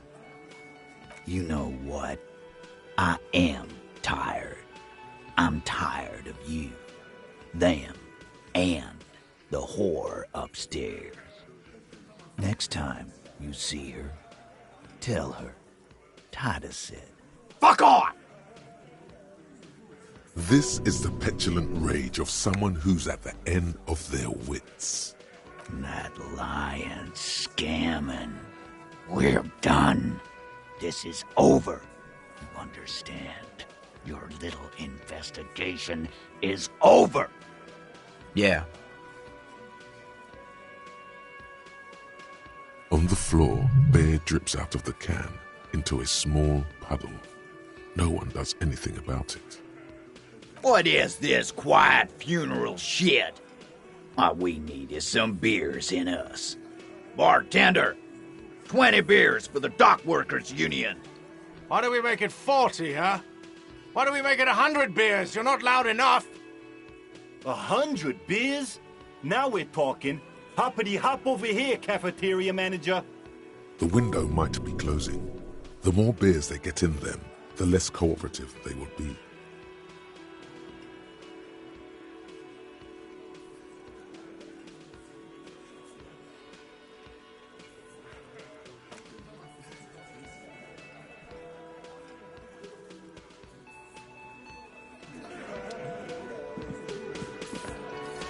I've got nothing to say to you.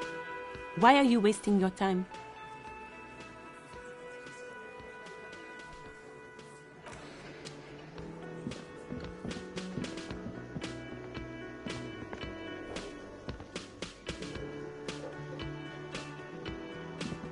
Again? I can't believe this shit.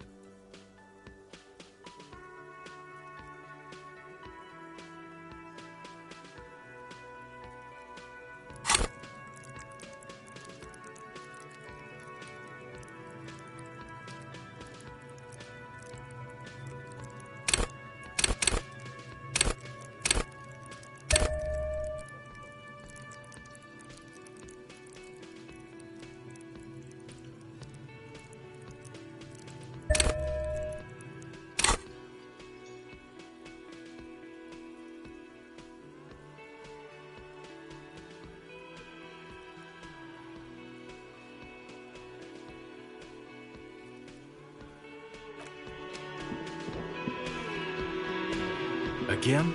I can't believe this shit. You know what it is.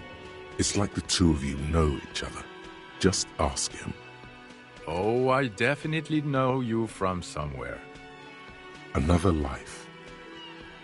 Yes, from another life. A different life. Maybe the life of a police officer belonging to the ranks of the... To what station do you think you would belong in this alternate and totally fictional reality? Okay, that's plausible. That's entirely plausible. Now we're really getting somewhere. Somewhere good.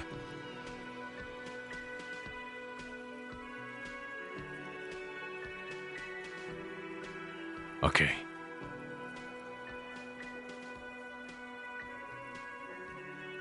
Let's be crazy. Let's say you and I are partners. How's that for a thought experiment?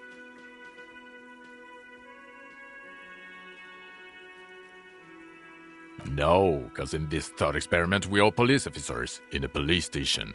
We don't do crimes. We're not crime bros. Come on, stop it.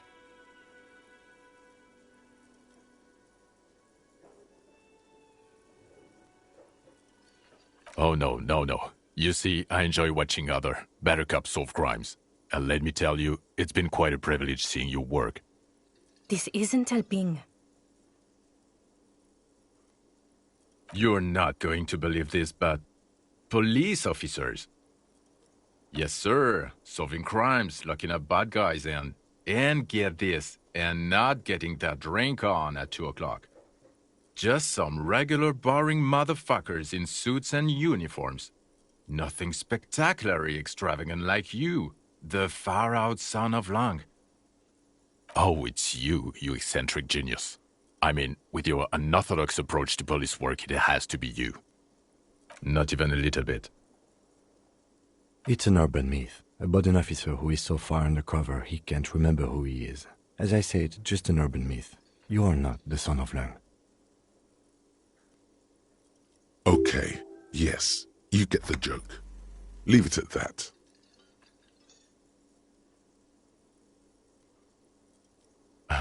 Neither can I, partner. Neither can I.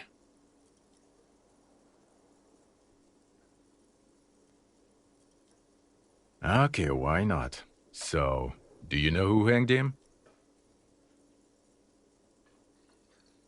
I don't know. Why are you? Oh my god, there's more. You want something more? What is it?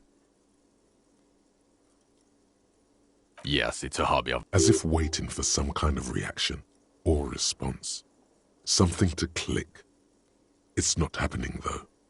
Who is this guy?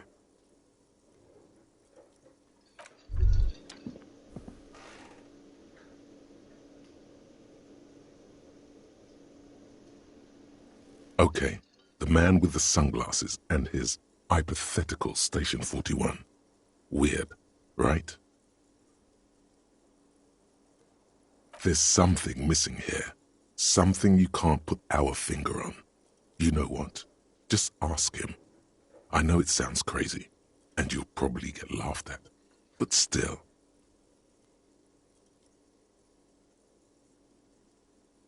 Yes, just cross it off the list. It's probably not true, though. Yes? What is it? God damn it, you leave her alone. Keep your weird bullshit to yourself and be professional for once, for fuck's sake. Can I actually help you with something? Yes, of course. Preposterous. I mean, you would remember if they were, right? Who forgets their squad mates? That's not possible.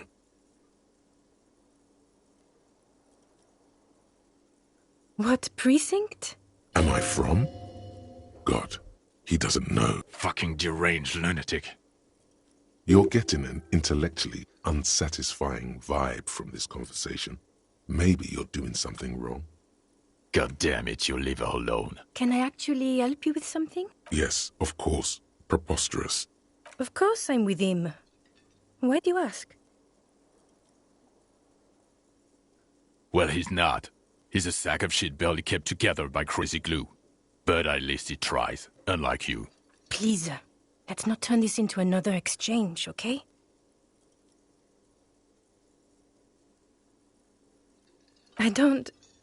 Don't say anything, Judith.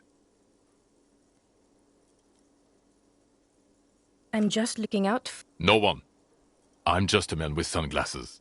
And you are? I just want to do my job, that's all.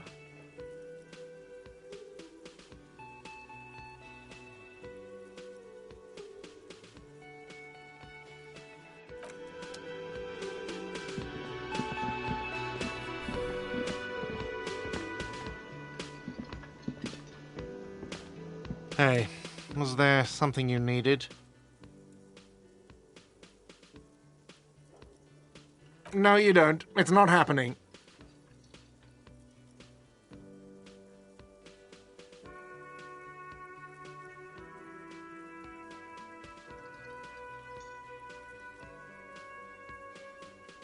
By causing more trouble, I think we're good.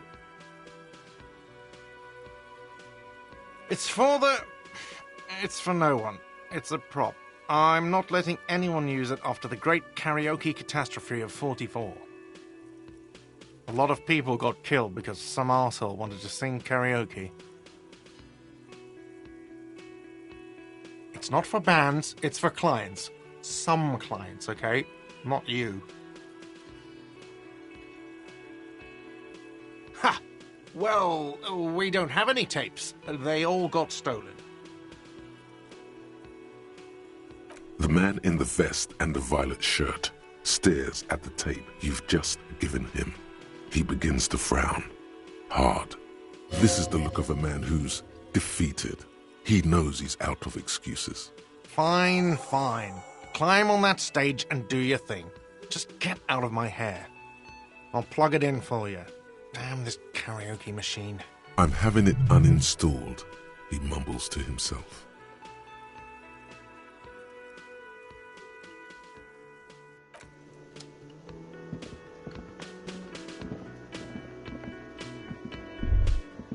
The stage is all set up for your performance. Feels silent. You can hear the pellets creak under your feet. So, are you ready for your thing now? Let me know when I should turn on the karaoke carousel. I can see that. Immediately, a loud feedback noise startles the room. You feel like an amateur. How are you supposed to hold the mic? Should you just sing into it? Where should you stand? Does someone feel like throwing up? I do. A little. There are some people out there, but mostly a post-meridian slumber has fallen on the premise. Not super lively. It would be wiser to perform in the evening, no? But the choice is yours. Yes, you could always do it in the evening. It will be less scary with a lot of people.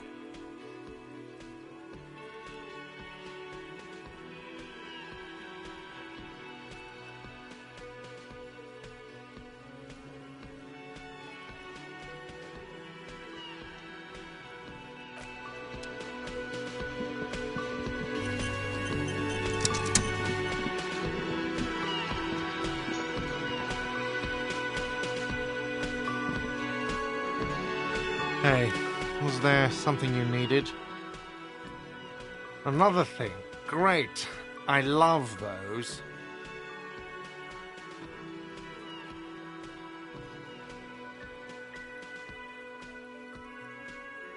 Yes?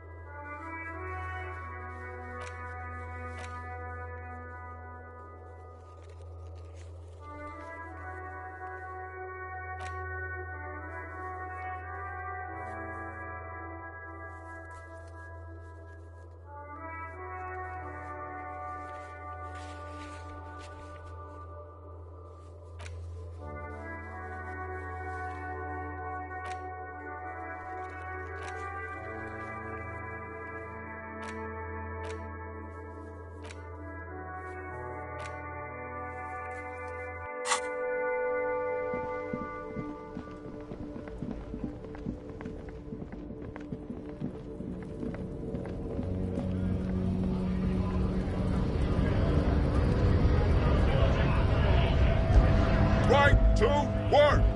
Right to work! Shame on you! Free flow of commerce! Don't talk to him any longer. Just leave, please. The man's breathing steadies, but it's hard to do that when you want to beat a man into a pulp instead. We were promised work. The physically impressive man tower has turned his...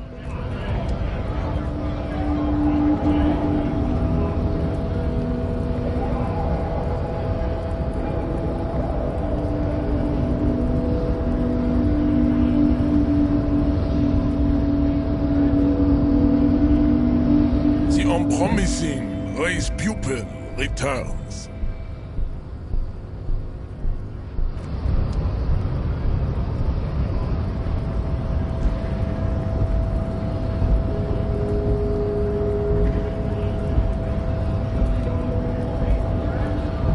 Hola, Wandering Man. How can I help you? Yeah, the janitor who gave me the key to his apartment said the guy's a bit of an asshole.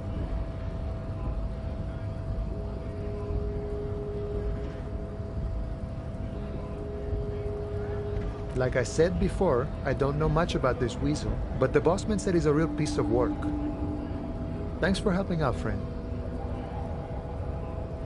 Los Ardis? They're an independent militant group. A bit too high-strung, but it comes with the responsibility. They're sort of like you. Preserve the rule of law and all that. Except it's Everard's law. But really, they're just like you. Is he actually comparing you, an officer of the law, to some neighborhood vigilante? Come on. He's just trying to keep the peace.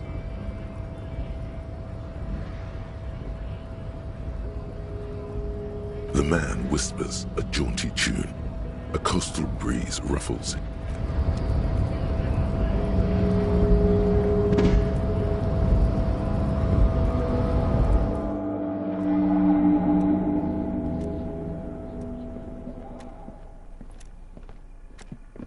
The already familiar cold touch of plastic welcomes you as you pick up the handset.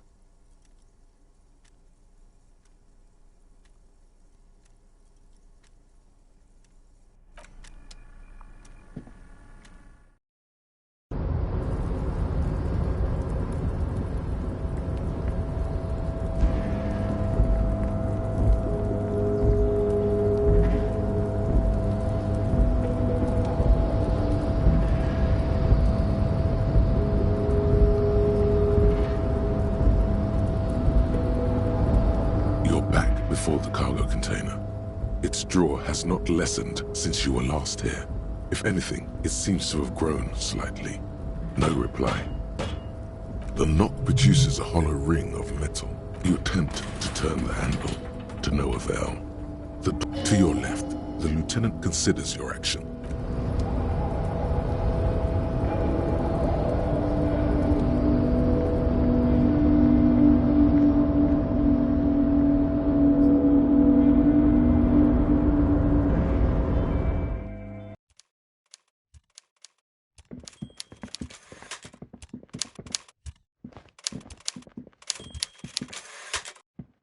Mr. Dubois, I hear the meeting with Titus was a glowing success.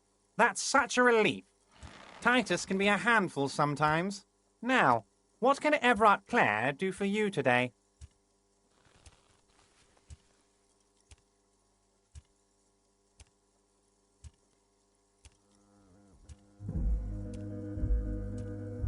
Most certainly, Harry. Nothing brightens my day like brainstorming these things with you.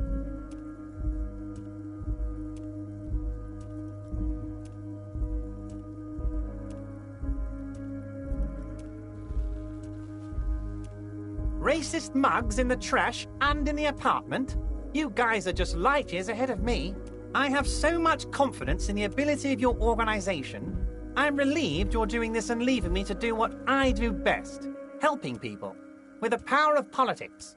Yes, yes. Do you think this weasel is somehow connected to the murder?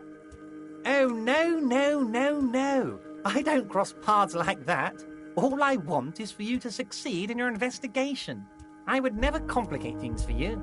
Oddly, it seems to be true. Believe me, Harry, he's a nobody. Just your basement variety nobody. Can't imagine him being connected to a high-caliber case like this. But he does live nearby. Maybe it's a pedantic weasel. Fascists are known to be neat freaks.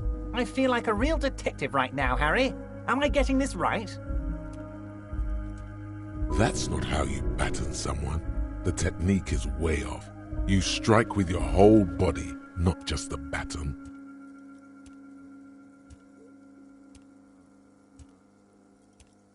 Of course, Harry. Stoic silence. I like that. Very befitting a police officer. I'm not a real detective. You are. That's all he's going to say on this subject.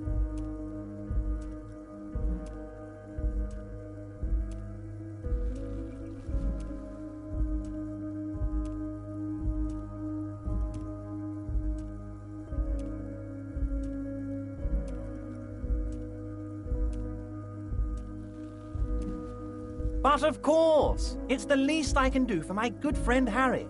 I'll do it right after we've concluded this talk. You can now go and tell Titus about this. See what he has to say. Also, Harry, here's 5 real.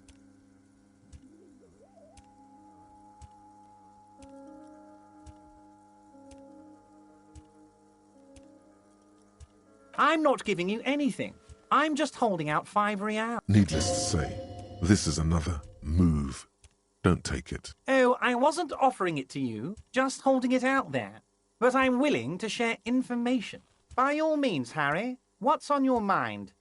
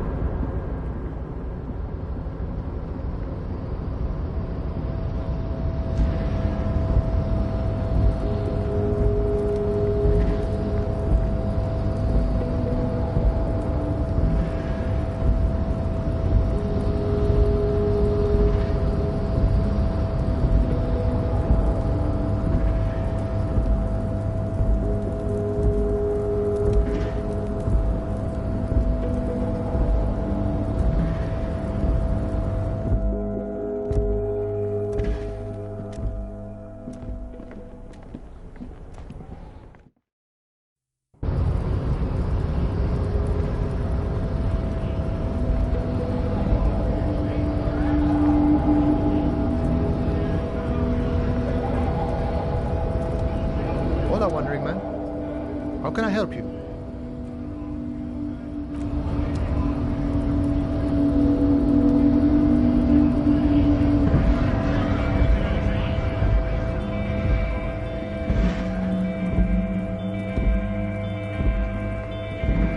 Looking for something?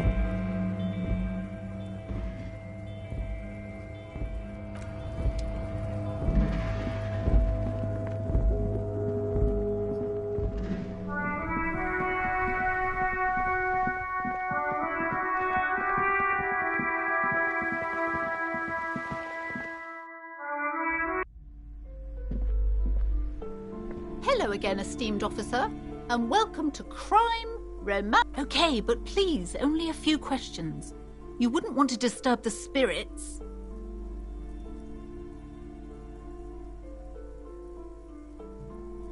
It's not good to talk about the curse, not in detail. The negativism, it's dangerous. Talking about the void wraiths angers them. Wow. Void raves. You have new words. Such wraiths may prove a formidable enemy. Suit up.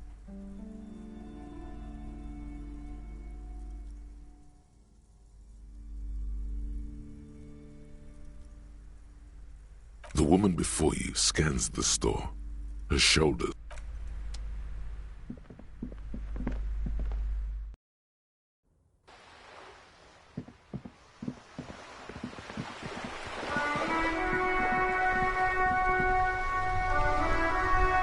Vigilance officer, what can this old carabinier do for you?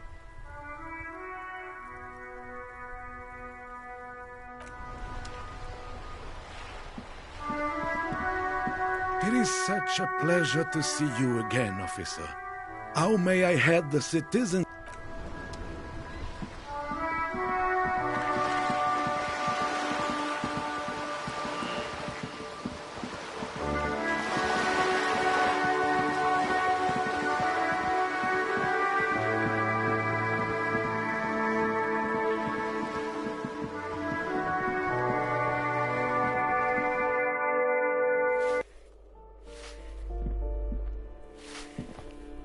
Give me a moment.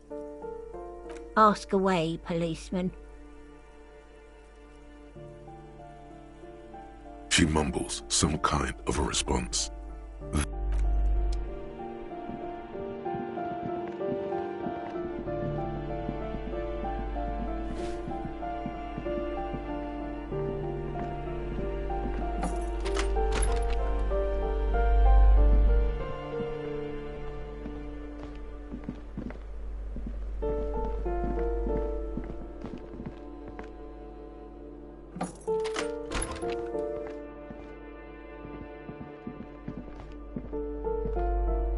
A plaster cast bust depicts a middle-aged man with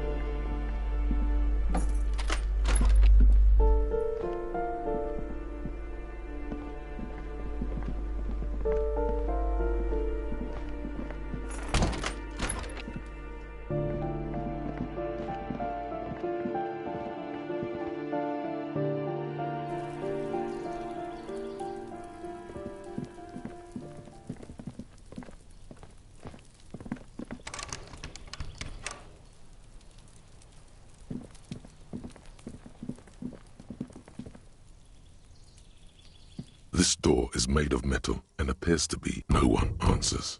Let's go. There's nothing to do here for us anymore.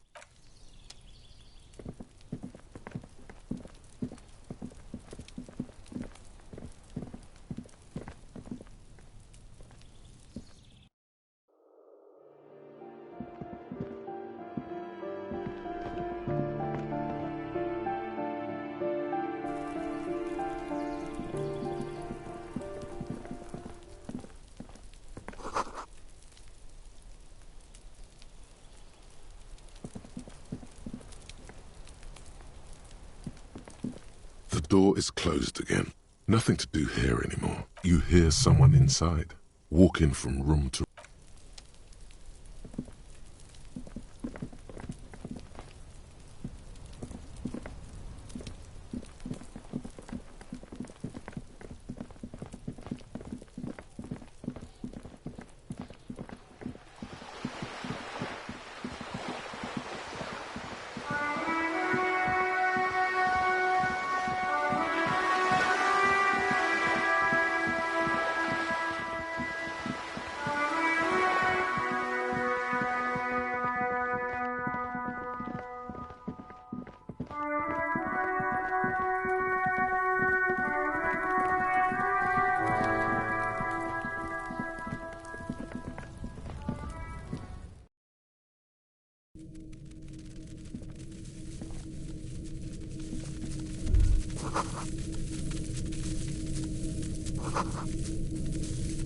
all around you. The hisses and chirps of locusts fill the musky air. The earthen floor of the shack has been shaped into mounds of mud, dotted like skyscrapers, spires of dirt and sand rising. Accommodations for their insectoid inhabitants? Well, detective, it appears you've solved the case of the locusts. For the missing locust case, which is a sub-case of the imaginary insect case. So at least that's going well. Oh, I'm not being sarcastic at all. We are making real progress here. When someone says they're not being sarcastic, it's usually a good sign that they're being very sarcastic. If anything, the presence of the locust points to the opposite. The phasmid did not take the bait from the traps. It was Cuno. The phasmid doesn't exist. But what do I know? Use your powers of deduction. You knew the magic bug was nowhere near here. The phasmid is impairing your judgment. I'll let you handle the Cuno side of things. You are doing just fine.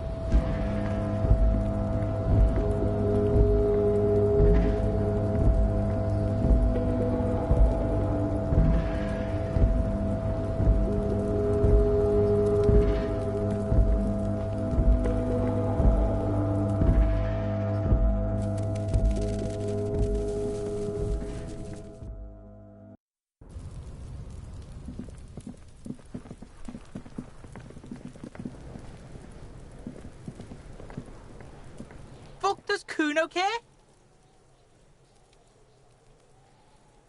Yeah. Cuno took the bugs. So what?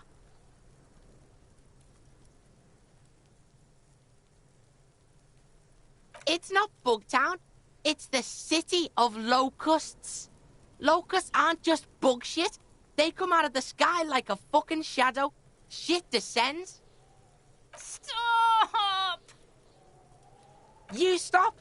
It's like their fucking night. Locust City, Night City, City of Rage. There's a tug of war over the name of his fantastical city. It's almost too big for his imagination. The girl forces herself to watch again, the corners of her eyes twitching from discomfort. The lameness is causing her physical pain. The damage may be permanent.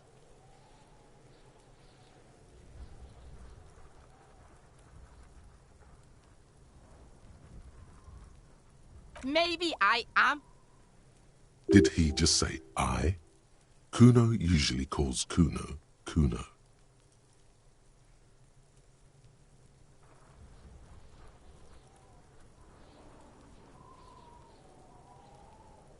Oh my god, Cuno! He's gonna make you totally lame in, like, 3 seconds! Don't let him, Cuno! Yo, fuck you, see? Cuno can be what Cuno wants to be. Cuno's his own man. Cuno's free. Cuno made himself into Cuno. Cuno can make himself into anything. Cuno can make himself into a pig if he wants. Cuno can make himself into a... Cuno doesn't give a shit. Oh, don't make yourself into a pig, Cuno! You'll have to take me away!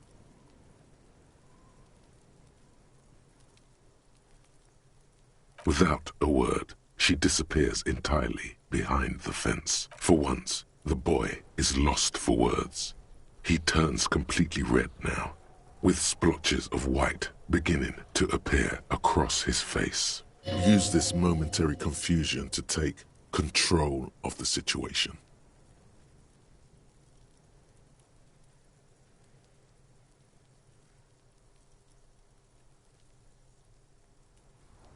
I don't give a shit. I don't need the locusts anyway. Shit is all lame now. C was right. The girl's face appears again, above the fence, just long enough to make eye contact with Cuno. It don't mean anything. It's shit. Cuno just likes to focus. Cuno likes to concentrate on shit. Build shit when he's zipping hard. Fuck. Pig, you really shouldn't have fucked with Cuno City. Now it's all fucking lame. Cuno's gonna let the fucking locusts die.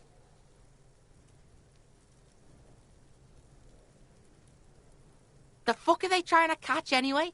With the traps?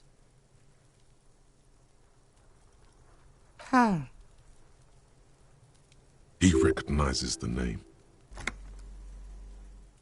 Bitches think Cuno doesn't know shit. The fuck out of here. Cuno's tired of this shit.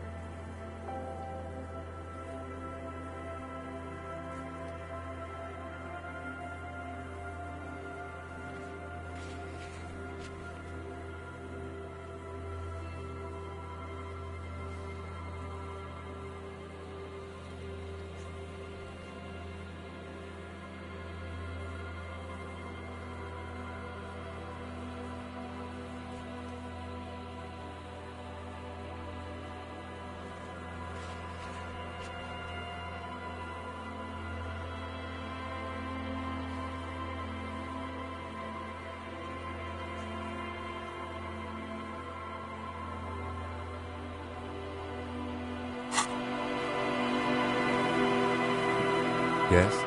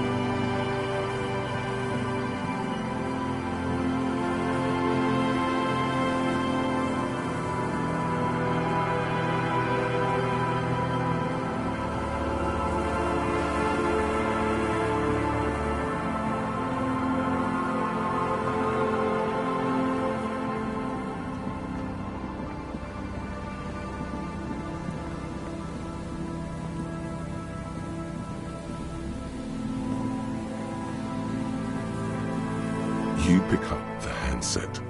There's a tone. The machine is operable.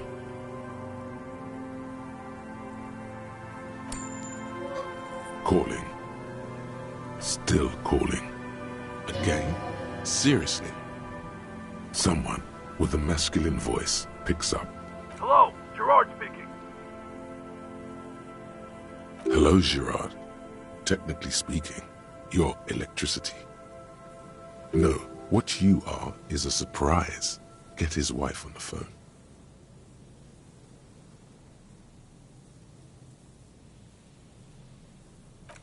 Who is this?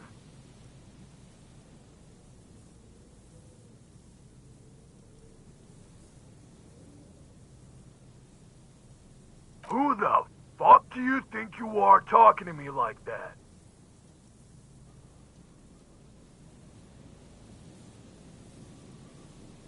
Very funny, asshole. Why don't you grow up?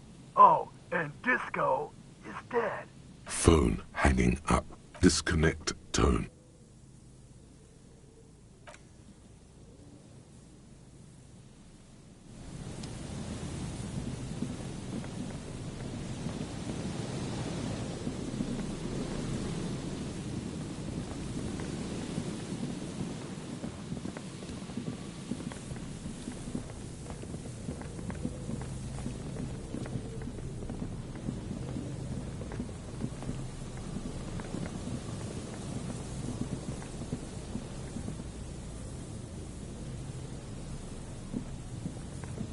Hello again.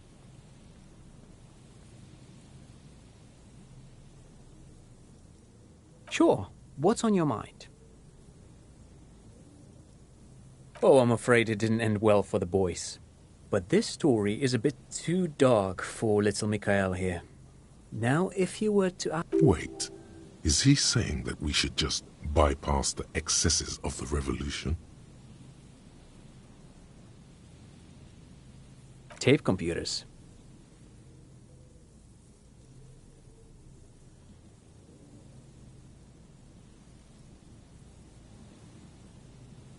They used them for military communication. What's the Mars Decree?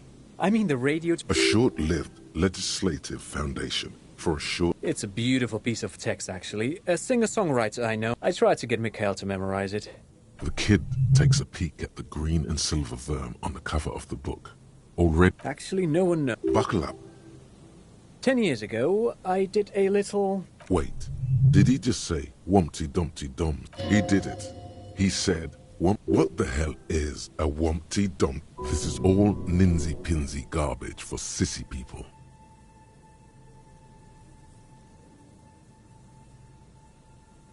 The Wumpty Dumpty Dum Center for Contemporary Arts. The exhibition itself drew on Lagerman's notion of memory, and so there were some parallels. In fact, I'm not. The Wumpty Dumpty Dum Center is a place you can visit if you're ever in Vredefort and are ever in the market for an exhibition space / contemporary art research center. But perhaps I should return to the tape computers. As I was saying... Made of black film and folding tape structures.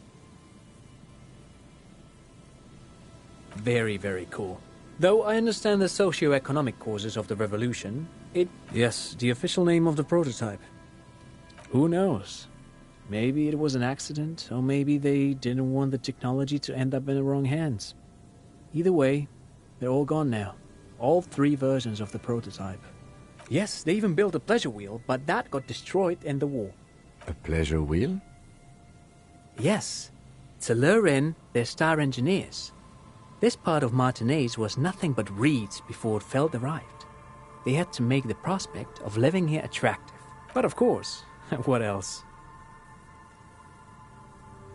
I do have some money, yes, but that's not what's really important here. He's not gonna give you money. What are you doing? Clearly you were just... No, I mean, come on. You need the money. If it's not... Of course, Detective. I wouldn't have assumed anything else. Matter of fact, I don't know if you're familiar with this, but the Vespertine Department of Justice has published a rather interesting paper on the criminal profiling in full. If not, then you definitely should. If not for tips and tricks, then just for theoretical... I do some Lo Mantang stick fighting now and then. Lo Mantang stick fighting is a form of martial arts originating from the island of Lo Mantang. It uses slender wooden sticks for confront... Actually, a great many cultures have the... You doze off, as he... Man, he's good at speaking. But anyway, I'm boring you with details again. You were saying? Then I guess everything got said, right?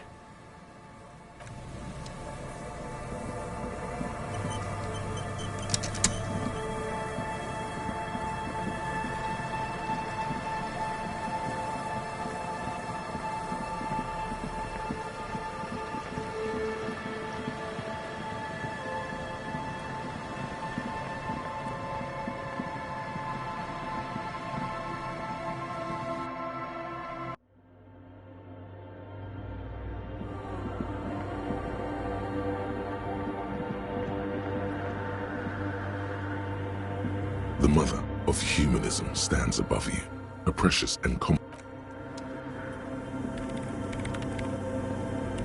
Yes, what is it?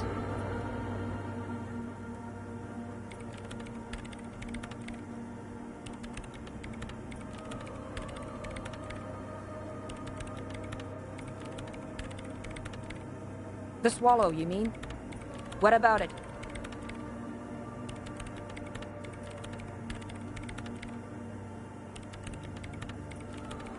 Somewhere underneath those roof beams, I assume. Only a faint crisscross of rafters can be... There's this place at the back of the church. A place where all audible The Pillar of Silence? Maybe. I know. No, I don't. Great. Thanks.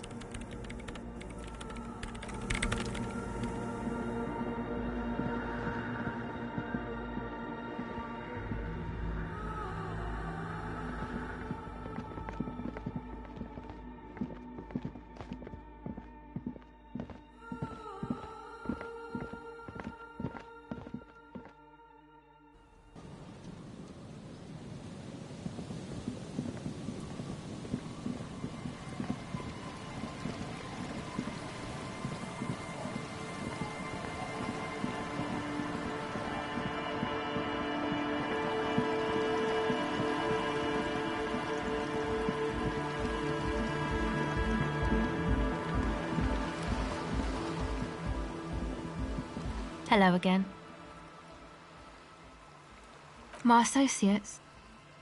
I haven't got much to say about them. Sorry. I just don't tell people about my friends and who they are and so on. To the cops.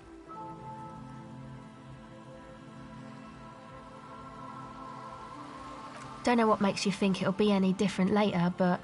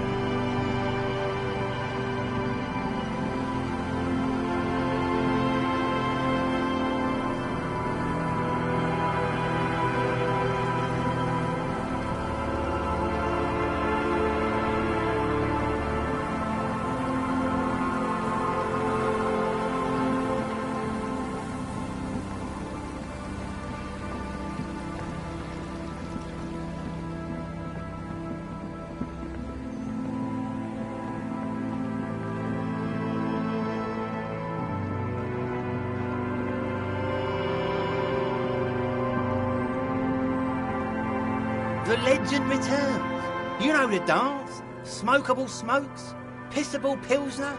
Drink it, then... Aye, by amphetamine I mean speed.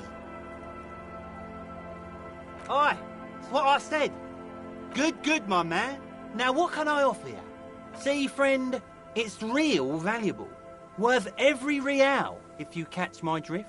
Got it from a bit of a business venture.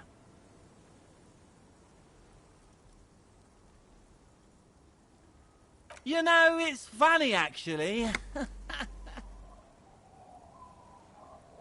He's finding it difficult to focus his watery gaze. What?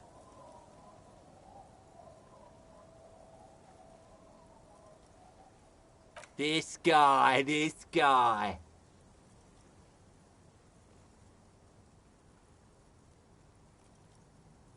Oh, this is medicinal spirits. The good stuff. Got it from the doctor's office. I got one of those scientific ampoules a few months ago. Torpedo, they call it. It's supposed to keep a man from taking a drink. Didn't stop me for shit, that's for sure. 5 lemons with half a pack of butter and you're good to go. It really isn't. In a week, the goddamn kidneys started giving me all kinds of help. Finally, the missus took me to a private doctor's office. Not a charity, the real thing. Those arseholes charged me 4 real to remove the damn thing. But I came out on top after all. But the idiots left me alone in there. Now, I used to teach high school biology. I know what doctors use to preserve dead thingies. It's like 3 cans of this blue medicinal stuff from the back room. Threw the snakes out and voila! What's left is this beautiful blue stuff. 98.7% almost pure alcohol. Snakes or intestinal worms? 2 I already sold to these fine gentlemen here. But this last one is yours for 3 real, if you want it.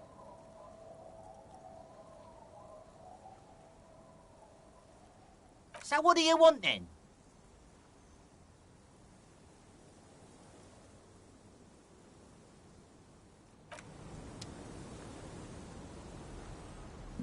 Tequila sunset.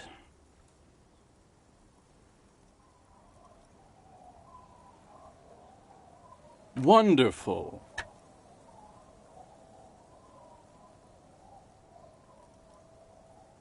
Not much, but it will do. The tale I'm about to tell you is an urban legend particular to Martinez. That said, I first heard it from a former bicycle courier in Coran. There are many variations on the basic story, and the details often conflict. What everyone agrees on is that nobody knows the exact nature or identity of the phenomenon. Are you telling the story of the headless... Shut the fuck up, Rosemary.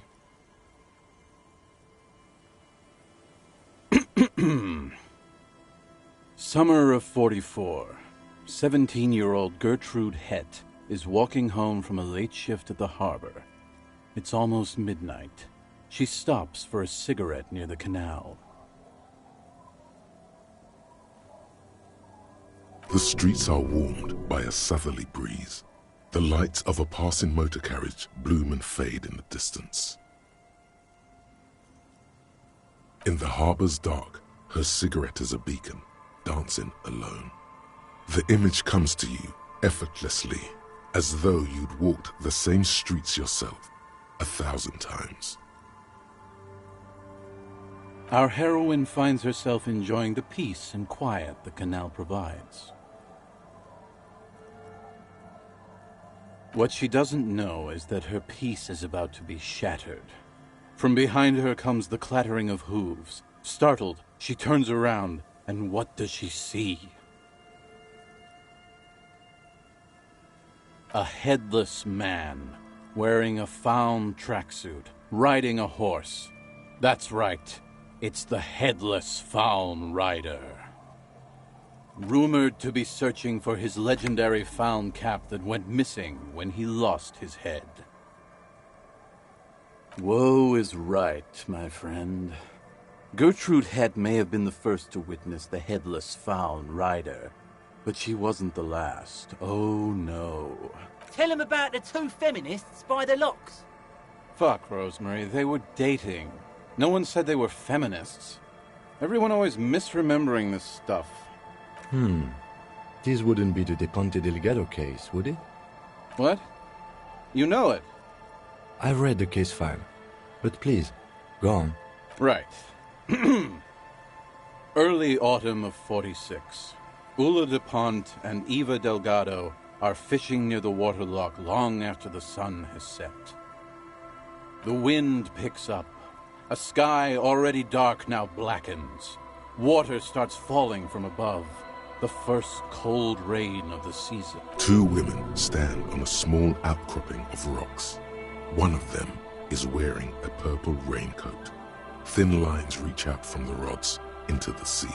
Small droplets start appearing on the surface with increasing frequency. The women are caught in the downpour. They act quickly.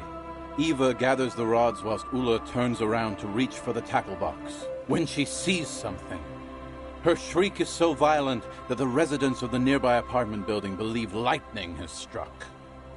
But there is no lightning. Only a heavy downpour and the silhouette of the headless Faun rider looming on the horizon. Ulla makes a run for the shore, but Eva slips on a wet rock and disappears into the cold, cold canal with nary a sound. Her body is never recovered. Naturally, Ulla de Ponte became the prime suspect in the disappearance of Eva Delgado.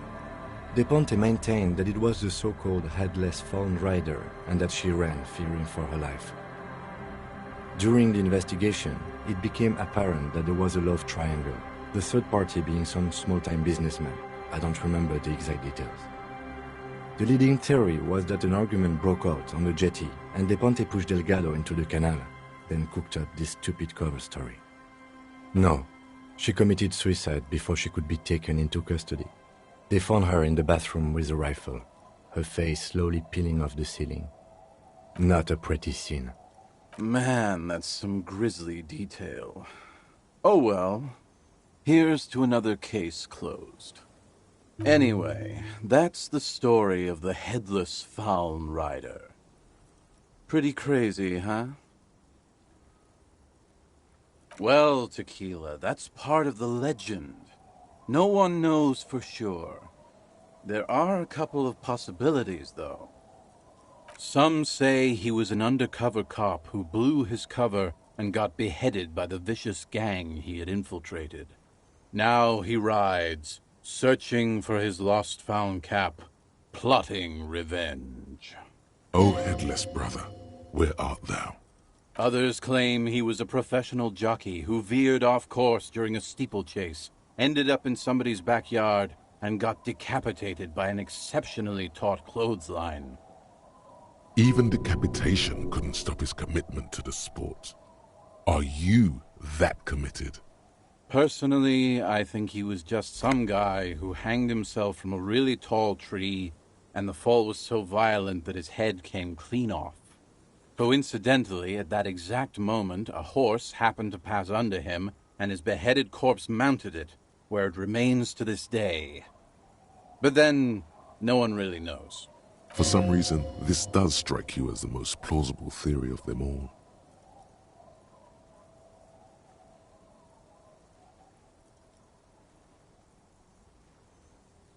Isn't it? All the pieces fit together perfectly. That's how I know it's right. Anyway, to each his own. You want to hear any other stories?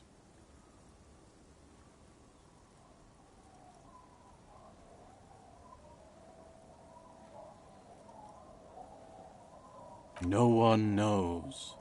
Some say he stalks Martinez to this day, and can be seen near the canal when the clock strikes midnight. He won't, though, because it's just a stupid legend. Aye. I saw him one night when I was right shit-faced.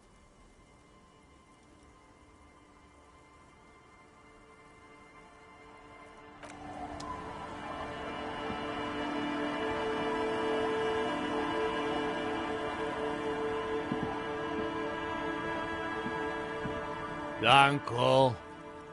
Danko. There's no waking him from his...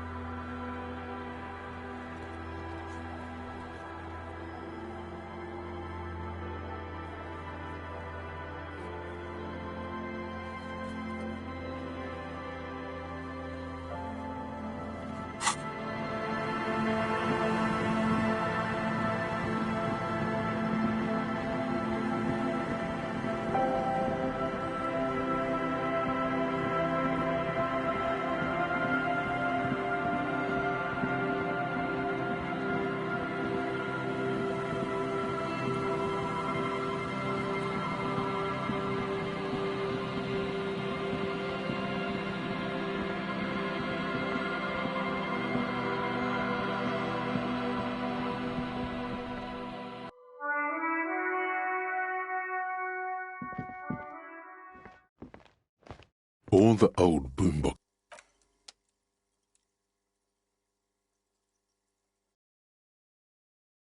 Hello again. How can I help you?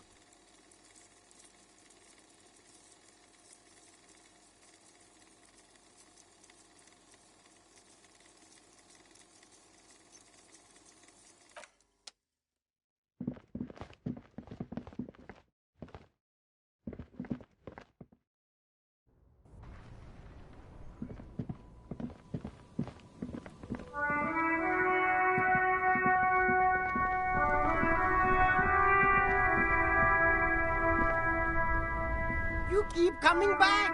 That's good, officer. Keep browsing those clothes. Keep saving that economy.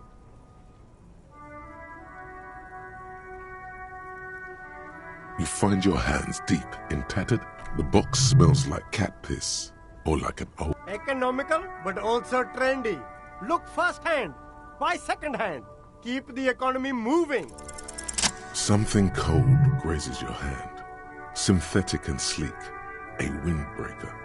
Surf, it says, but also wind, summer, 100% waterproof, and sport. All in different typefaces. This jacket is the apex of human evolution, the moment at which man became weatherproof. Practical, and yet it may deaden your senses to the world around you. Possibly because of the awful typeface. Good choice, officer. Mega sporty. And it's only $4.50 for you, sir.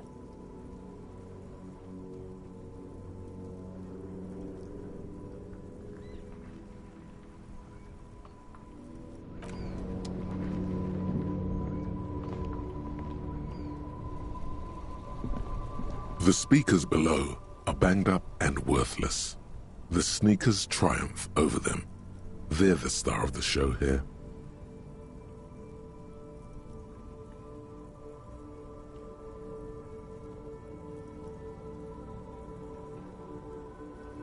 A pair of Faun Ultras. The design is impossibly sleek and simple. Those sneakers, mister.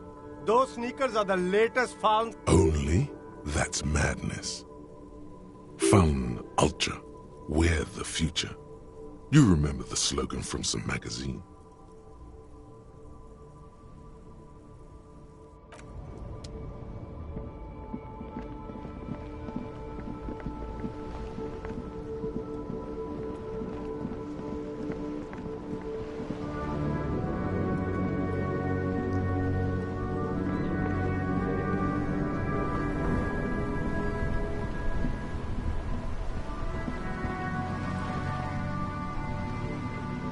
The purity of snow always reminds me of the purity of a man's soul, if he's got principles.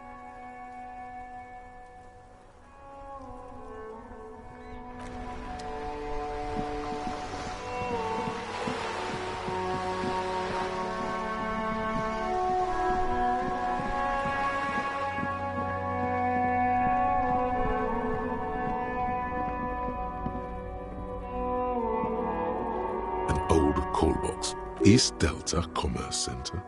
This must be the name of the doomed commercial area.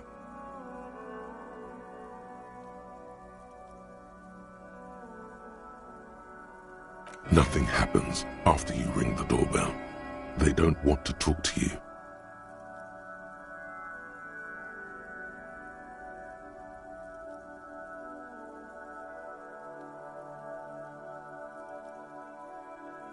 You hear the same waiting room music, but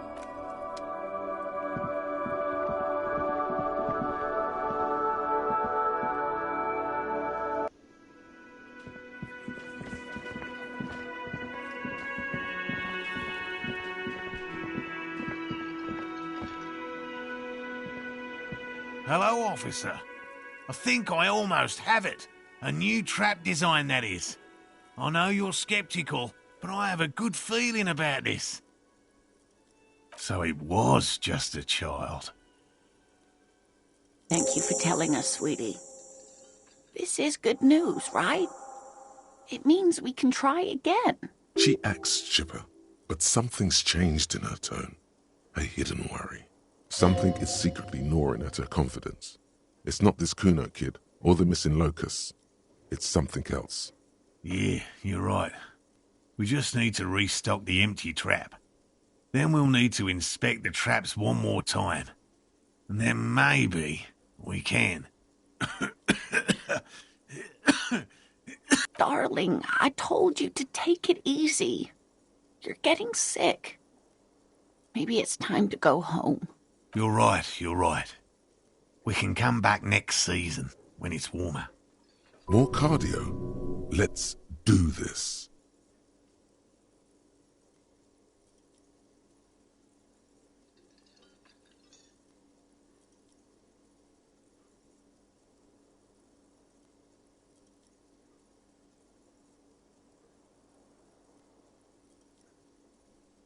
We are getting really carried away with this, aren't we?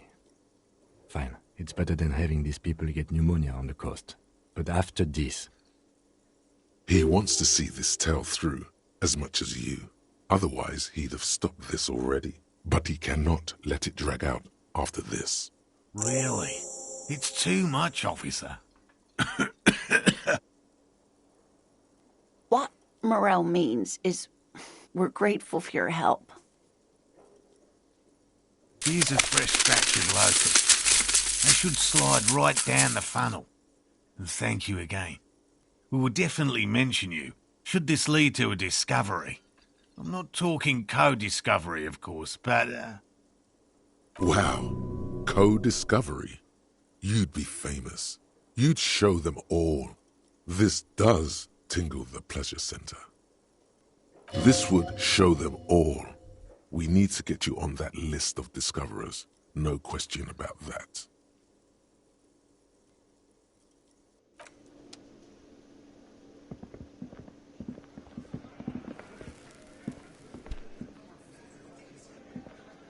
Yes?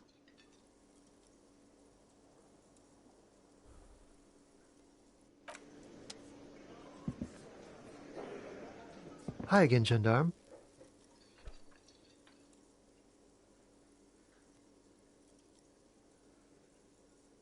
Bye-bye, gendarme.